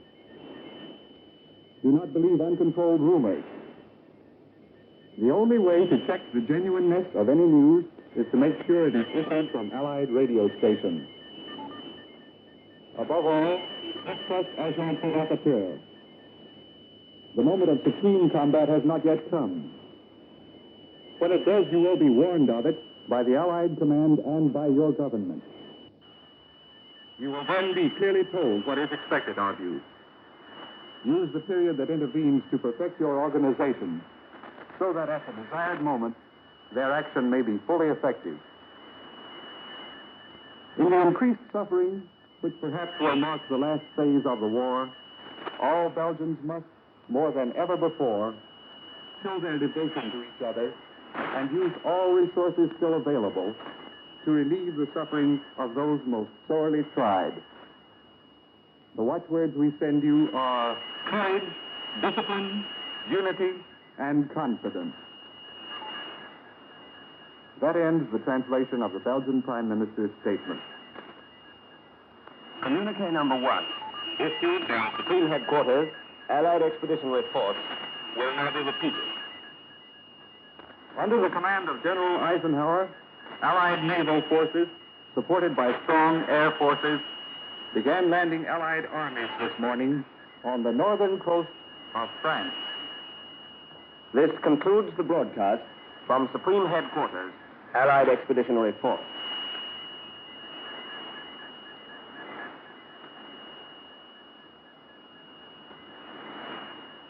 This is the Home and Overseas Service of the BBC. Once again, this is Columbia's newsroom in New York City. This is Bob Trout speaking. We are continuing our coverage of the invasion. We just heard a broadcast from London. I must tell you now that we are to pause for a 15-second station identification break, but this is warning to all our stations on the network that we are going to pause only for 15 seconds, and after that we are going to have another broadcast from overseas. This is CBS, the Columbia Broadcasting System. Once again, this is Columbia's news headquarters in New York City, and we are continuing our coverage of the invasion, which, as you know, has now officially begun. That long broadcast we had, well, it came directly from England, not from London. It came from somewhere in England, the headquarters, the supreme headquarters of the Allied Expeditionary Forces, which are familiarly known as SHAEF. Now, we just paused for station identification, and in a few moments, we are to bring you another broadcast from Britain. The broadcasts are coming in so quickly, the details are moving so swiftly that we don't get time to stop and sum up the situation and tell you just where we are, but I'm sure if you were with us for any length of time, you can see just where we are. The invasion is official. The first communique has been issued from headquarters in England. We have heard from England General Eisenhower's message to the people of Europe. And then King Håkon of Norway spoke, followed by a translation in English. Then we heard the Prime Minister of the Netherlands.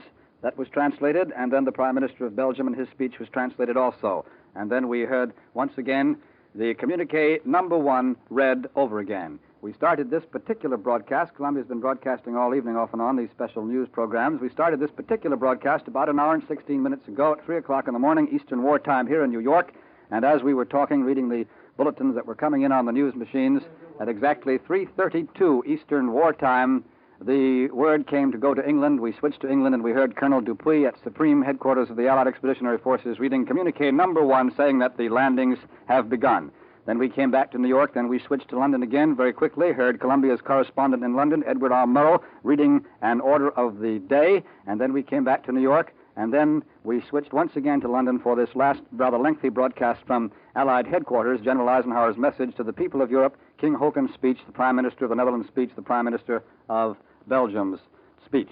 Now, in a few moments, we will go again to London. We don't know exactly just what it's going to be at this particular moment, but we are going to go to England to bring you another one of the broadcasts in the story which is moving very swiftly now.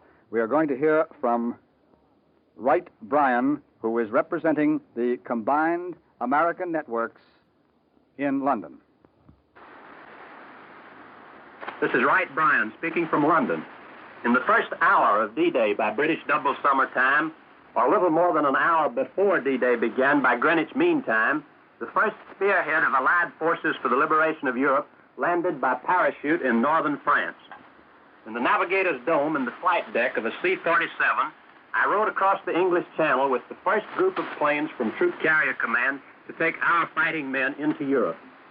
Just before we left French soil for the return trip to England, I watched from the rear door of our plane, named the Snooty, as 17 American paratroopers, led by Lieutenant Colonel, jumped with their arms, ammunition, and equipment into German-occupied France.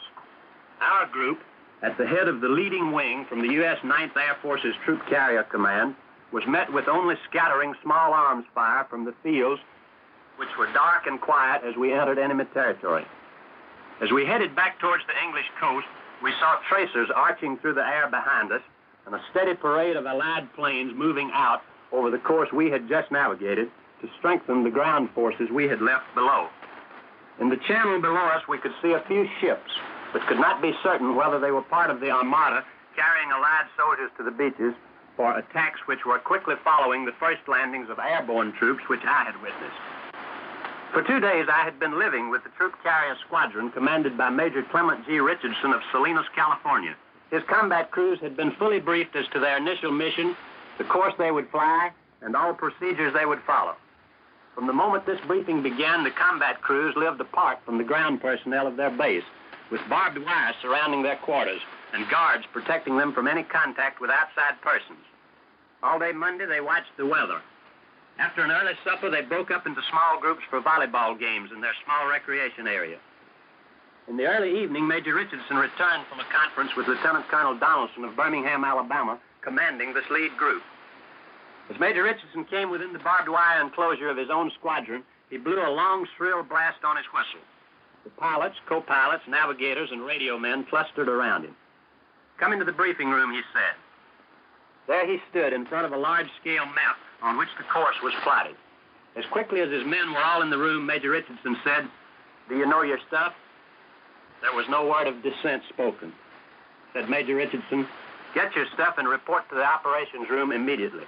I'm going down to the colonel to get the weather report. I think this is it. Good luck." The crews began to file out of the room, but Major Richardson stopped them. "You want to get back, don't you?" he asked. There was a quick murmur of assent. "Then, damn it, get in there and fight." The crews piled in their trucks to go first to the operations office and then to the line where their planes were drawn up and ready to go. As they moved towards the airport proper, they passed long columns of airborne troops, trudging slowly under their full loads of battle equipment from the bivouac area where they had been camped awaiting this day toward the planes which would carry them into battle. General Eisenhower had visited this camp during the afternoon, quietly passing among the men and chatting with them, asking them names and their homes and their jobs. Outside the door of each C-47, the soldiers assembled and checked their equipment, while ground crews and combat crews gave the planes a final tuning up. Heavily laden transport planes began taxiing along in long procession toward the runway. As the first squadron, commanded by Lieutenant Colonel David Daniel of Birmingham, Alabama, began to take off, the planes rushing in swift succession down the runway, Lieutenant General Louis H. Brereton, the 9th Air Force commander, moved up and down the line of planes, giving the thumbs-up sign to his crews. Meantime, the paratroopers had adjusted their packs, donned their Mae Wests and chutes, and climbed into the planes. Each was so heavily loaded that he had to be pushed from behind and pulled from above to get up the steps into the plane. In our plane, Lieutenant Colonel Robert Cole of San Antonio, Texas, the senior officer aboard, moved quietly up and down the passenger compartment, speaking to each man and asking if he had everything he needed. As the men settled in their bucket seats, Colonel Cole said, "The doc is going to give you some pills to guard against air sickness. Make yourselves as comfortable as you can. Better try to sleep a little." Quiet settled in the plane. These men had done their talking. Now they were grim and silent. The soldier sitting farthest forward on the port side, Private Robert C. Hillman of Manchester, Connecticut, said, "I know my chute's okay because my mother checked it. She worked in the Pioneer Parachute Company in our town, and her job is giving the final once-over to all chutes they manufacture." On the flight deck of our plane, the Snooty, Lieutenant John E. Peters of Chicago, the pilot, and Lieutenant B.E. Maxwell of Clave, Michigan, muttered soft curses as their motors were slow to start after a long pause on the taxi strip. But when the engines did turn over, they droned steadily and powerfully. Almost before we knew it, we were trundling along past the operations buildings and the control tower, where all the ground personnel of the base were standing. Some held thumbs up. Some made the V sign. Some waved. It was like the takeoff of a big mission from a bomber station, only more so. This was the first combat mission for this outfit, and everyone on the base knew that this was the day. Our ship was leading the second section of the second squadron in the first group. As we picked up speed on the long runway, I stood between the pilot and co-pilot and watched formation lights of the ships ahead of us slowly, almost imperceptibly climbing, then gradually swinging into wide circles. "This thing is really loaded down," said Pilot Pete, and as we became airborne, you could almost feel the sturdy transport strengthening its muscles and shouldering its burden. Then, foot by foot, almost inch by inch, rising above the fields and trees of southern England. As our squadron fell into its formation, 3 Vs of 3 ships each in the first section and 3 Vs of 3 ships each in the second section, which we were leading, the preceding squadron was already circling the home field, now gaining altitude more rapidly. Other squadrons followed us. Soon the entire group was in the air. All about us and below us was such a glimmering fabric of lights as I had not seen in the 8 months I had been in blacked-out England. 4 times we circled the field, its runways and perimeter outlined in sparkling white lights. Through the sky, formation lights of the planes strung out almost to the limit of vision, looking for all the world like holiday decorations stretching down the length of any American main street. As the long procession straightened out on its pre-established course toward the shore of the English Channel, signal lights blinked and navigators checked their speed and direction with the pilots and began their continuous plotting of position. As we headed toward the coast, the bulky transports silhouetted against the sky as they gently undulated in the prop wash of their companions. Reaching the first point for change of course, our plane blinked its signal light, and Pete said to his co-pilot, "Want to take it now, Maxie?" And Maxie took over the controls. "Right on course, and we're 1 minute early," reported Navigator Robert E. Taylor of Altoona, Pennsylvania. At that moment, I left the glass blister in the forward roof of the fuselage, sometimes called the astral globe, sometimes called the navigating dome, from which I had been watching the formations about me, too fascinated to feel the weight of the flak suit, which, like all crew members, I was wearing, or the steel helmet which I was pressing against the ceiling. Down the long passenger cabin, I walked to see how the paratroopers were riding. More than half of them had taken their colonel's advice and were dozing with their heads back against the wall and their feet stretched out in front of them. The others were sitting silently, except for 2 or 3 who talked among themselves in whispers. By the open rear door, Colonel Cole waited and said, "It's cold back here with the wind whipping in." I had been perspiring in the crew's cabin up front, but back where the colonel sat, I was glad I wore heavy clothing. More signal lights blinked as we crossed the coast of England and pushed out across the channel. The sea was calm, its steely grayness blending in the half-light with the dingier gray of the horizon. But soon the moon brightened the water and made the ripples below us twinkle. The ship on our wing, its heavy fuselage... Just to identify the speaker for you, ladies and gentlemen, you're listening to Wright Bryant, representing the combined Allied networks, speaking to us from Allied headquarters in England and giving us a description of the takeoff of the airborne troops from the field from which they took off on the invasion of the continent. And now back to the voice of Wright Bryant. We had not seen a plane outside our own formations, but the fighters must have done their work well, for there was no sign of enemy aircraft about. "Tiny, tell the colonel it's 30 minutes until jump time," yelled Pilot Pete. And the fat, husky crew chief, Staff Sergeant Richard A. Eberly of Indianapolis, whose father is a major in the Air Corps, shouldered his way back to give the word to Colonel Cole. And then, turning my eyes from the occasional lights and flares which glowed on the Channel Islands, I looked straight ahead and caught my first glimpse of the coast of France. I had never visited the continent of Europe in peacetime, and I was waiting for invasion day to visit it in wartime.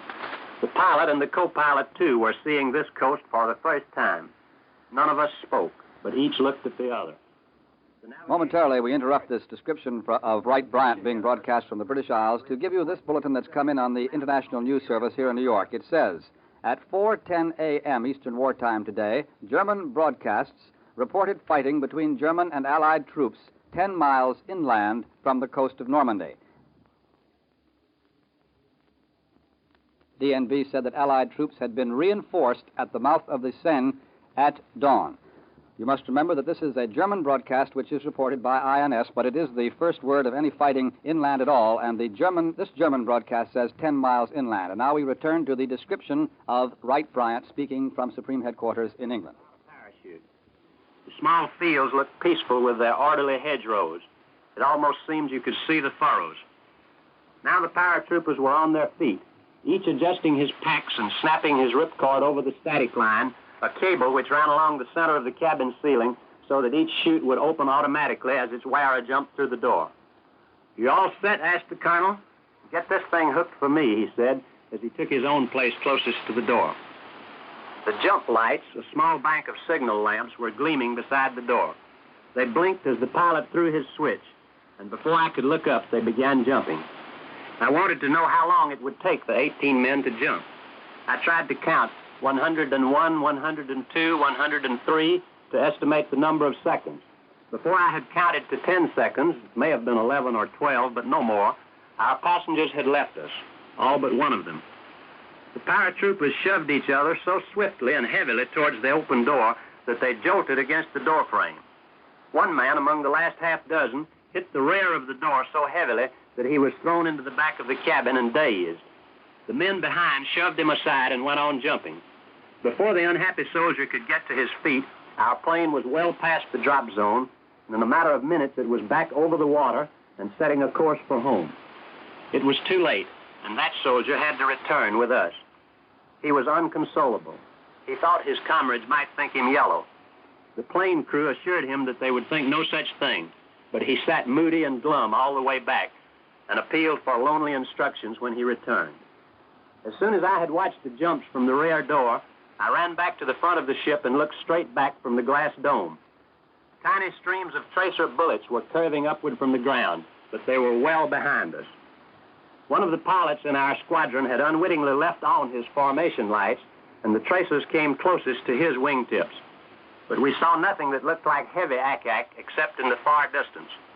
Our course had been well plotted and navigated to avoid the known German batteries.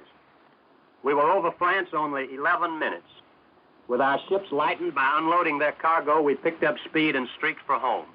Behind us, we could still see the tracers and an occasional flare. Below, a few more ships, but we couldn't tell just what they were.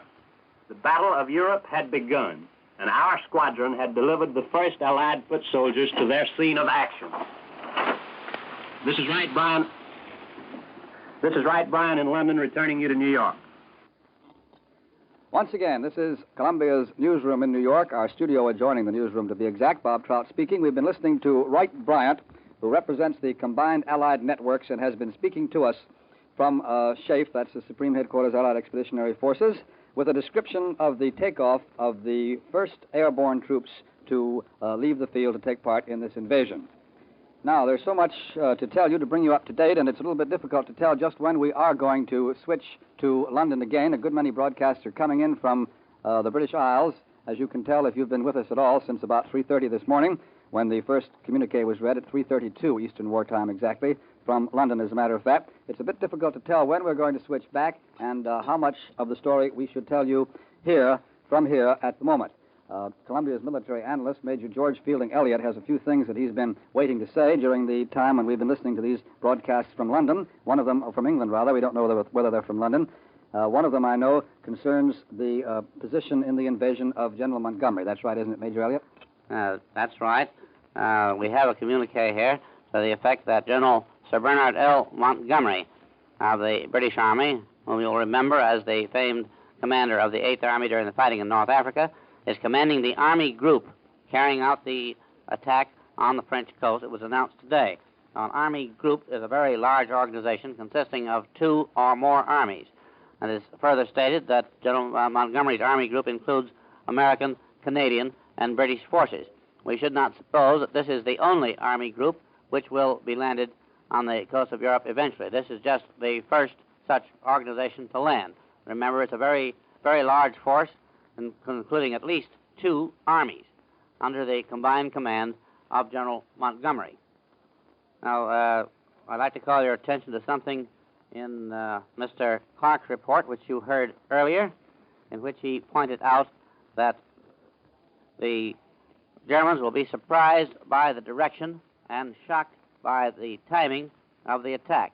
That indicates that the Allies expect to surprise the Germans when the main attack develops. Now, what happens before we are finally able to determine where the main attack is being delivered may, of course, be a feint intended to deceive the enemy.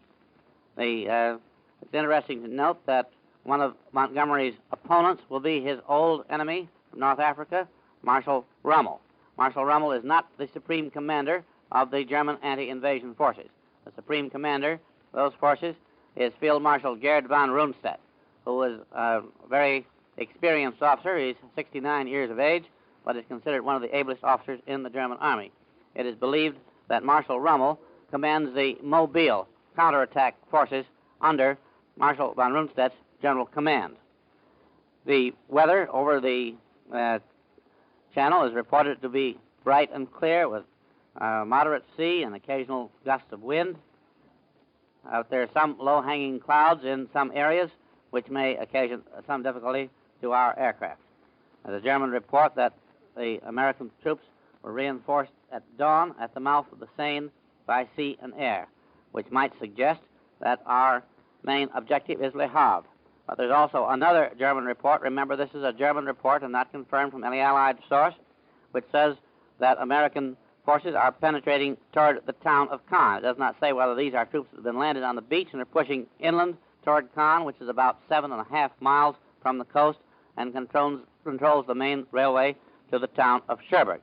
It is further stated that Allied battleships, monitors, and cruisers bombarded the coast defenses at long range, and that other craft, destroyers, and small craft closer in covered the landing of our forces landing on the beaches. But apparently the parachutists and airborne troops were the first to deliver the blow, as you've just heard from Mr. Wright Bryant. These were apparently the first foot soldiers to land on the soil of France, were the parachutists. And you'll remember that he referred to long columns of airborne troops marching up to the takeoff bases, which suggests that these airborne troops, that is, airborne infantry, perhaps carried in gliders or troop-carrying planes, are going to follow up the efforts of the parachutists as soon as the parachutists have obtained fields on which the transport planes and gliders can land.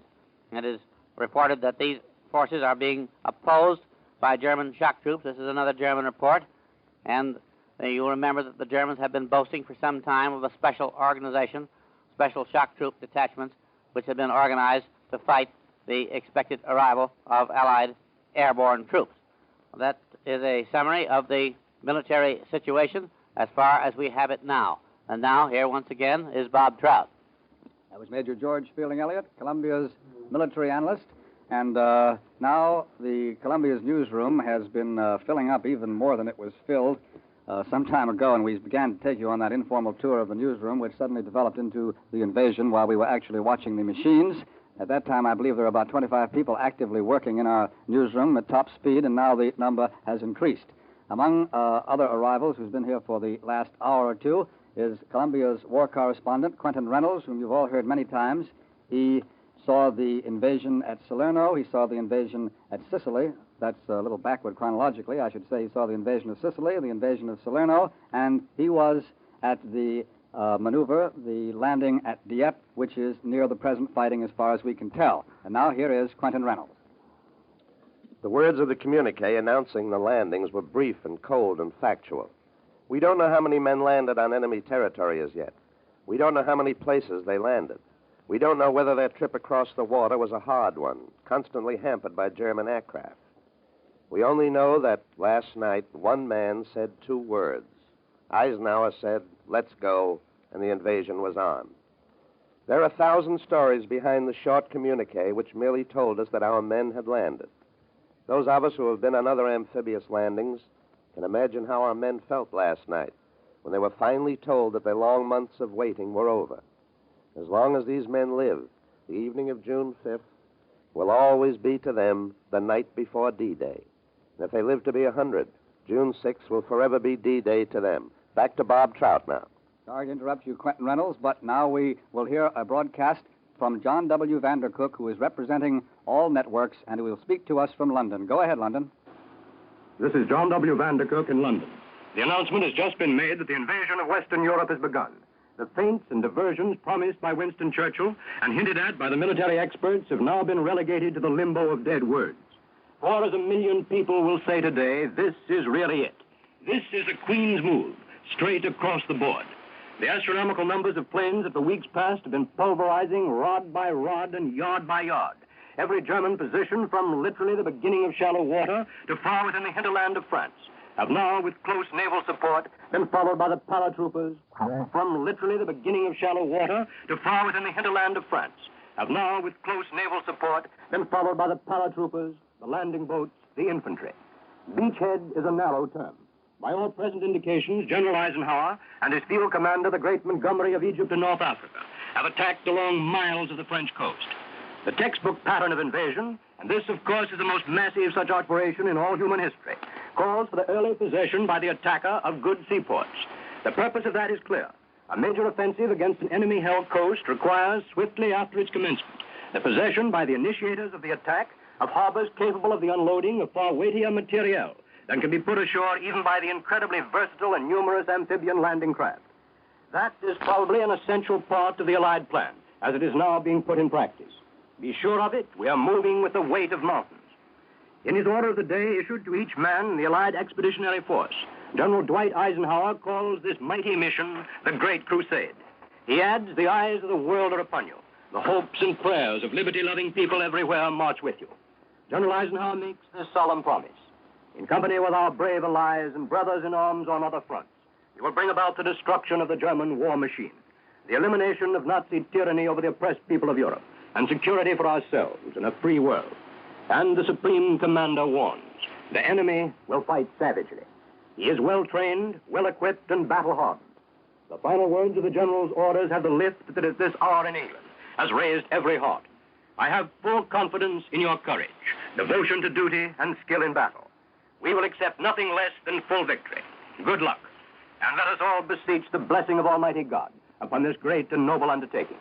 American, British, and Canadian forces under the direct command of General Bernard L. Montgomery are carrying out the first gigantic phase of the attack.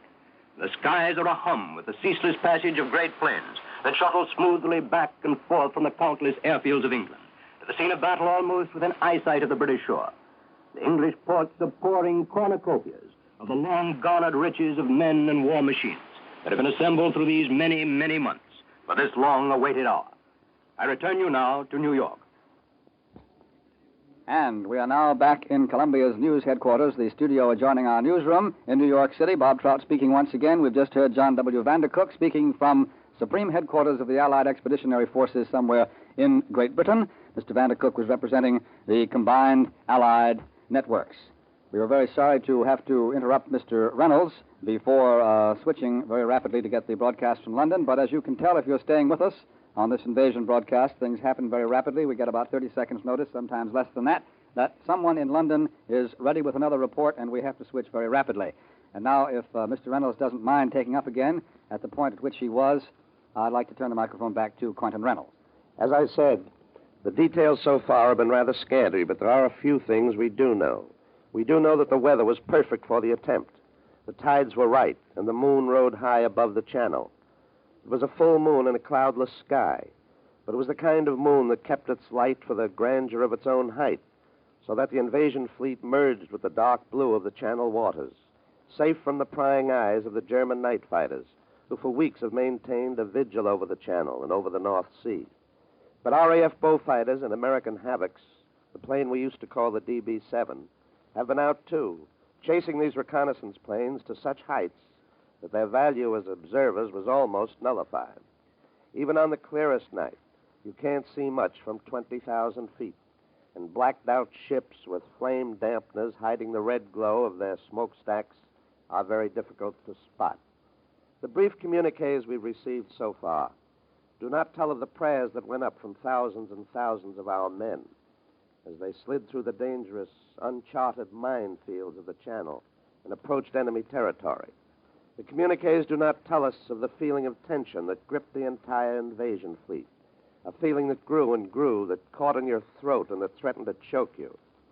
The communiques do not tell of how men clutched their Tommy guns and fingered their carbines with hands that were cold, though the weather was warm. The communiques don't tell us of stomachs that tighten with the fear that always comes before the hour of action. It is always like that. The communique only tells us that the waiting is over, that the real showdown has come. We here at home during these lonely early morning hours can do nothing. Nothing but hope and pray and have faith in these fighting men of ours. Now I return you to Bob Trout. That was Columbia's war correspondent, Quentin Reynolds, who, among the many military operations he has covered, was at Dieppe, which was a landing, a one-day landing, as you remember, somewhere in the vicinity of the fighting that's going on at present, as far as we can tell.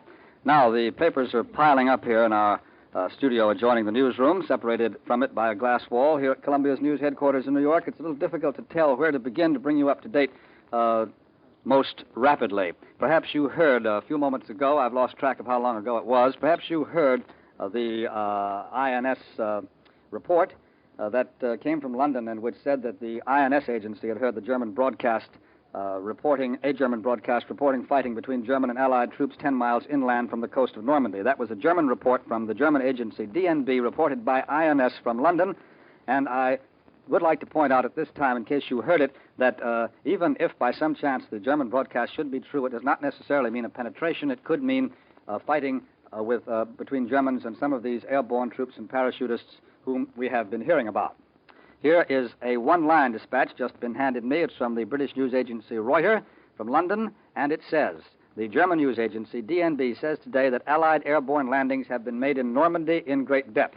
And that's just what we were talking about just at the time that the brief Reuters dispatch was handed to me. I'd like to repeat it again because it may be very important as this fighting goes on. The German news agency, DNB, as reported by Reuters, says that Allied airborne landings have been made in Normandy in great depth. We don't know whether it's true or not. It's a German report, but it may help us to follow the fighting a little bit more intelligently and more carefully as it goes along, if we remember that all reports about fighting inland do not necessarily mean penetrations.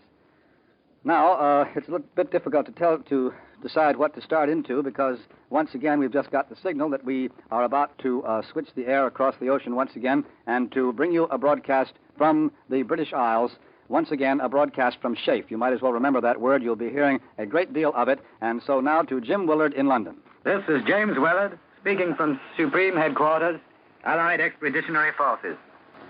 I have just seen the first American troops preparing to storm ashore onto the continent of Europe.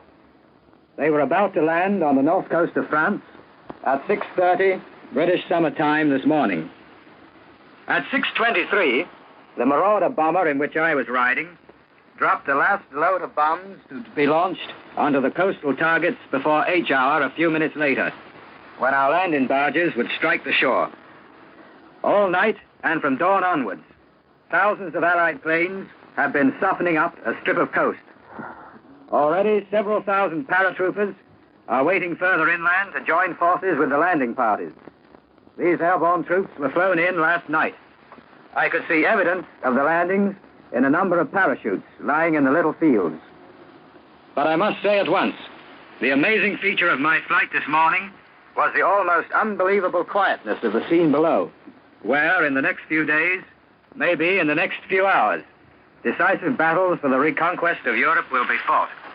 For with the exception of German tanks, which are moving up the roads towards the beachhead or hiding in hedges, we saw no signs of enemy resistance. As our flight of 54 Marauders made their bomb run along the enemy coast, we were met by only a few puffs of inaccurate flak, and by machine gun fire, machine guns firing from 40 to 50 German tanks.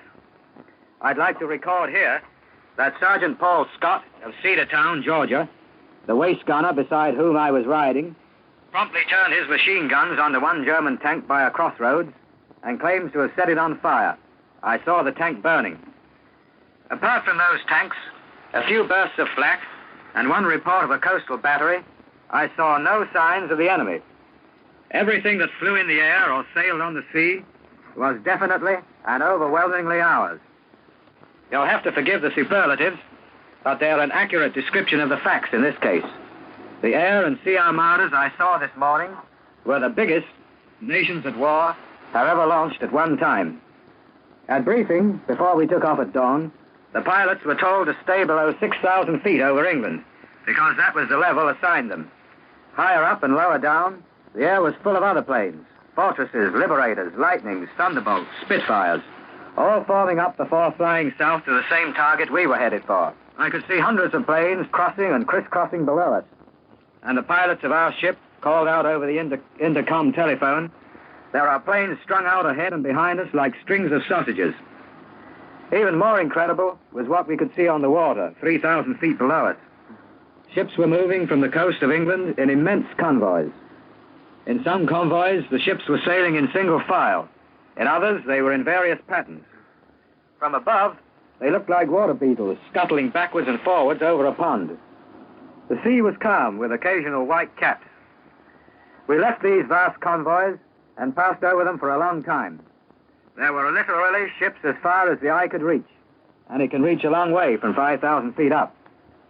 We crossed enemy territory at 6:18 and began our bomb run down the coast. Off to our left, it was the north, I could see the dim shapes of ships, some of them close to shore. There were warships among them. The country 3,000 feet below us was flat and marshy. Further inland, it was crisscrossed with neat green and brown fields, all divided by low hedges. Farms, roads, hamlets, and enemy tanks were all plain to the naked eye. As the weather was clear, the sun was shining on Brittany, and visibility was good. Then things began to happen fast. First, our 18 250-pound bombs were away. I watched these and the other bombs cascading down from our formation.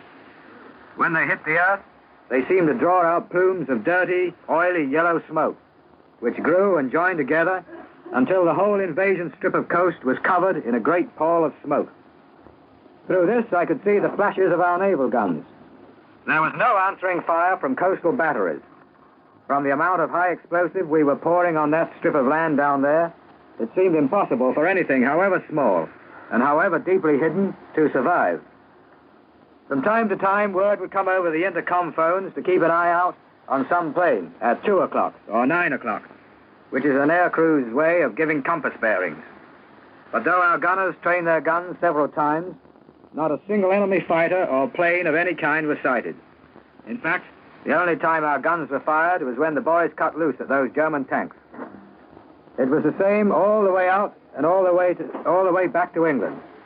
Apart from machine gun fire from the German tanks moving up to counterattack our forces as they landed, our flight was as peaceful as a sky ride between New York and Chicago. This is James Wellard in London. I return you now to the United States. You've just heard one of the most powerful broadcasts in American radio history, the first 2 hours of CBS Radio's coverage of the Normandy Invasion, as it was heard on June 6, 1944. A moment when radio wasn't just entertainment, it was the heartbeat of a nation waiting for news from across the ocean. And if you enjoy what we do here on Classic Radio Rewind, don't forget to tap the like button and hit subscribe on your favorite podcast app. That way you'll always know when a new episode drops. You can also listen to the WOTR Radio Network's 4 live streaming stations, each one dedicated to a different corner of classic radio entertainment, all running 24 hours a day. And if you're a mystery fan, make sure you check out our other podcast dedicated entirely to The Whistler. We're releasing every known episode, starting from the very first in the series and posting them daily in chronological order. You can find it on any podcast platform you use. That's going to do it for this special 2-hour D-Day edition of Classic Radio Rewind. Thank you for spending this time with us and for keeping these historic broadcasts alive. And I look forward to welcoming you back next week as we dive into another hour from the golden age of radio. Until then, this is Jarnathan Cross reminding you, don't touch that dial. Classic Radio Rewind is a production of the WOTR Radio Network. For more Classic Radio Rewind, and to listen to any of the WOTR Radio Network stations, go to www.wotrradionetwork.com. You're listening to the WOTR Radio Network.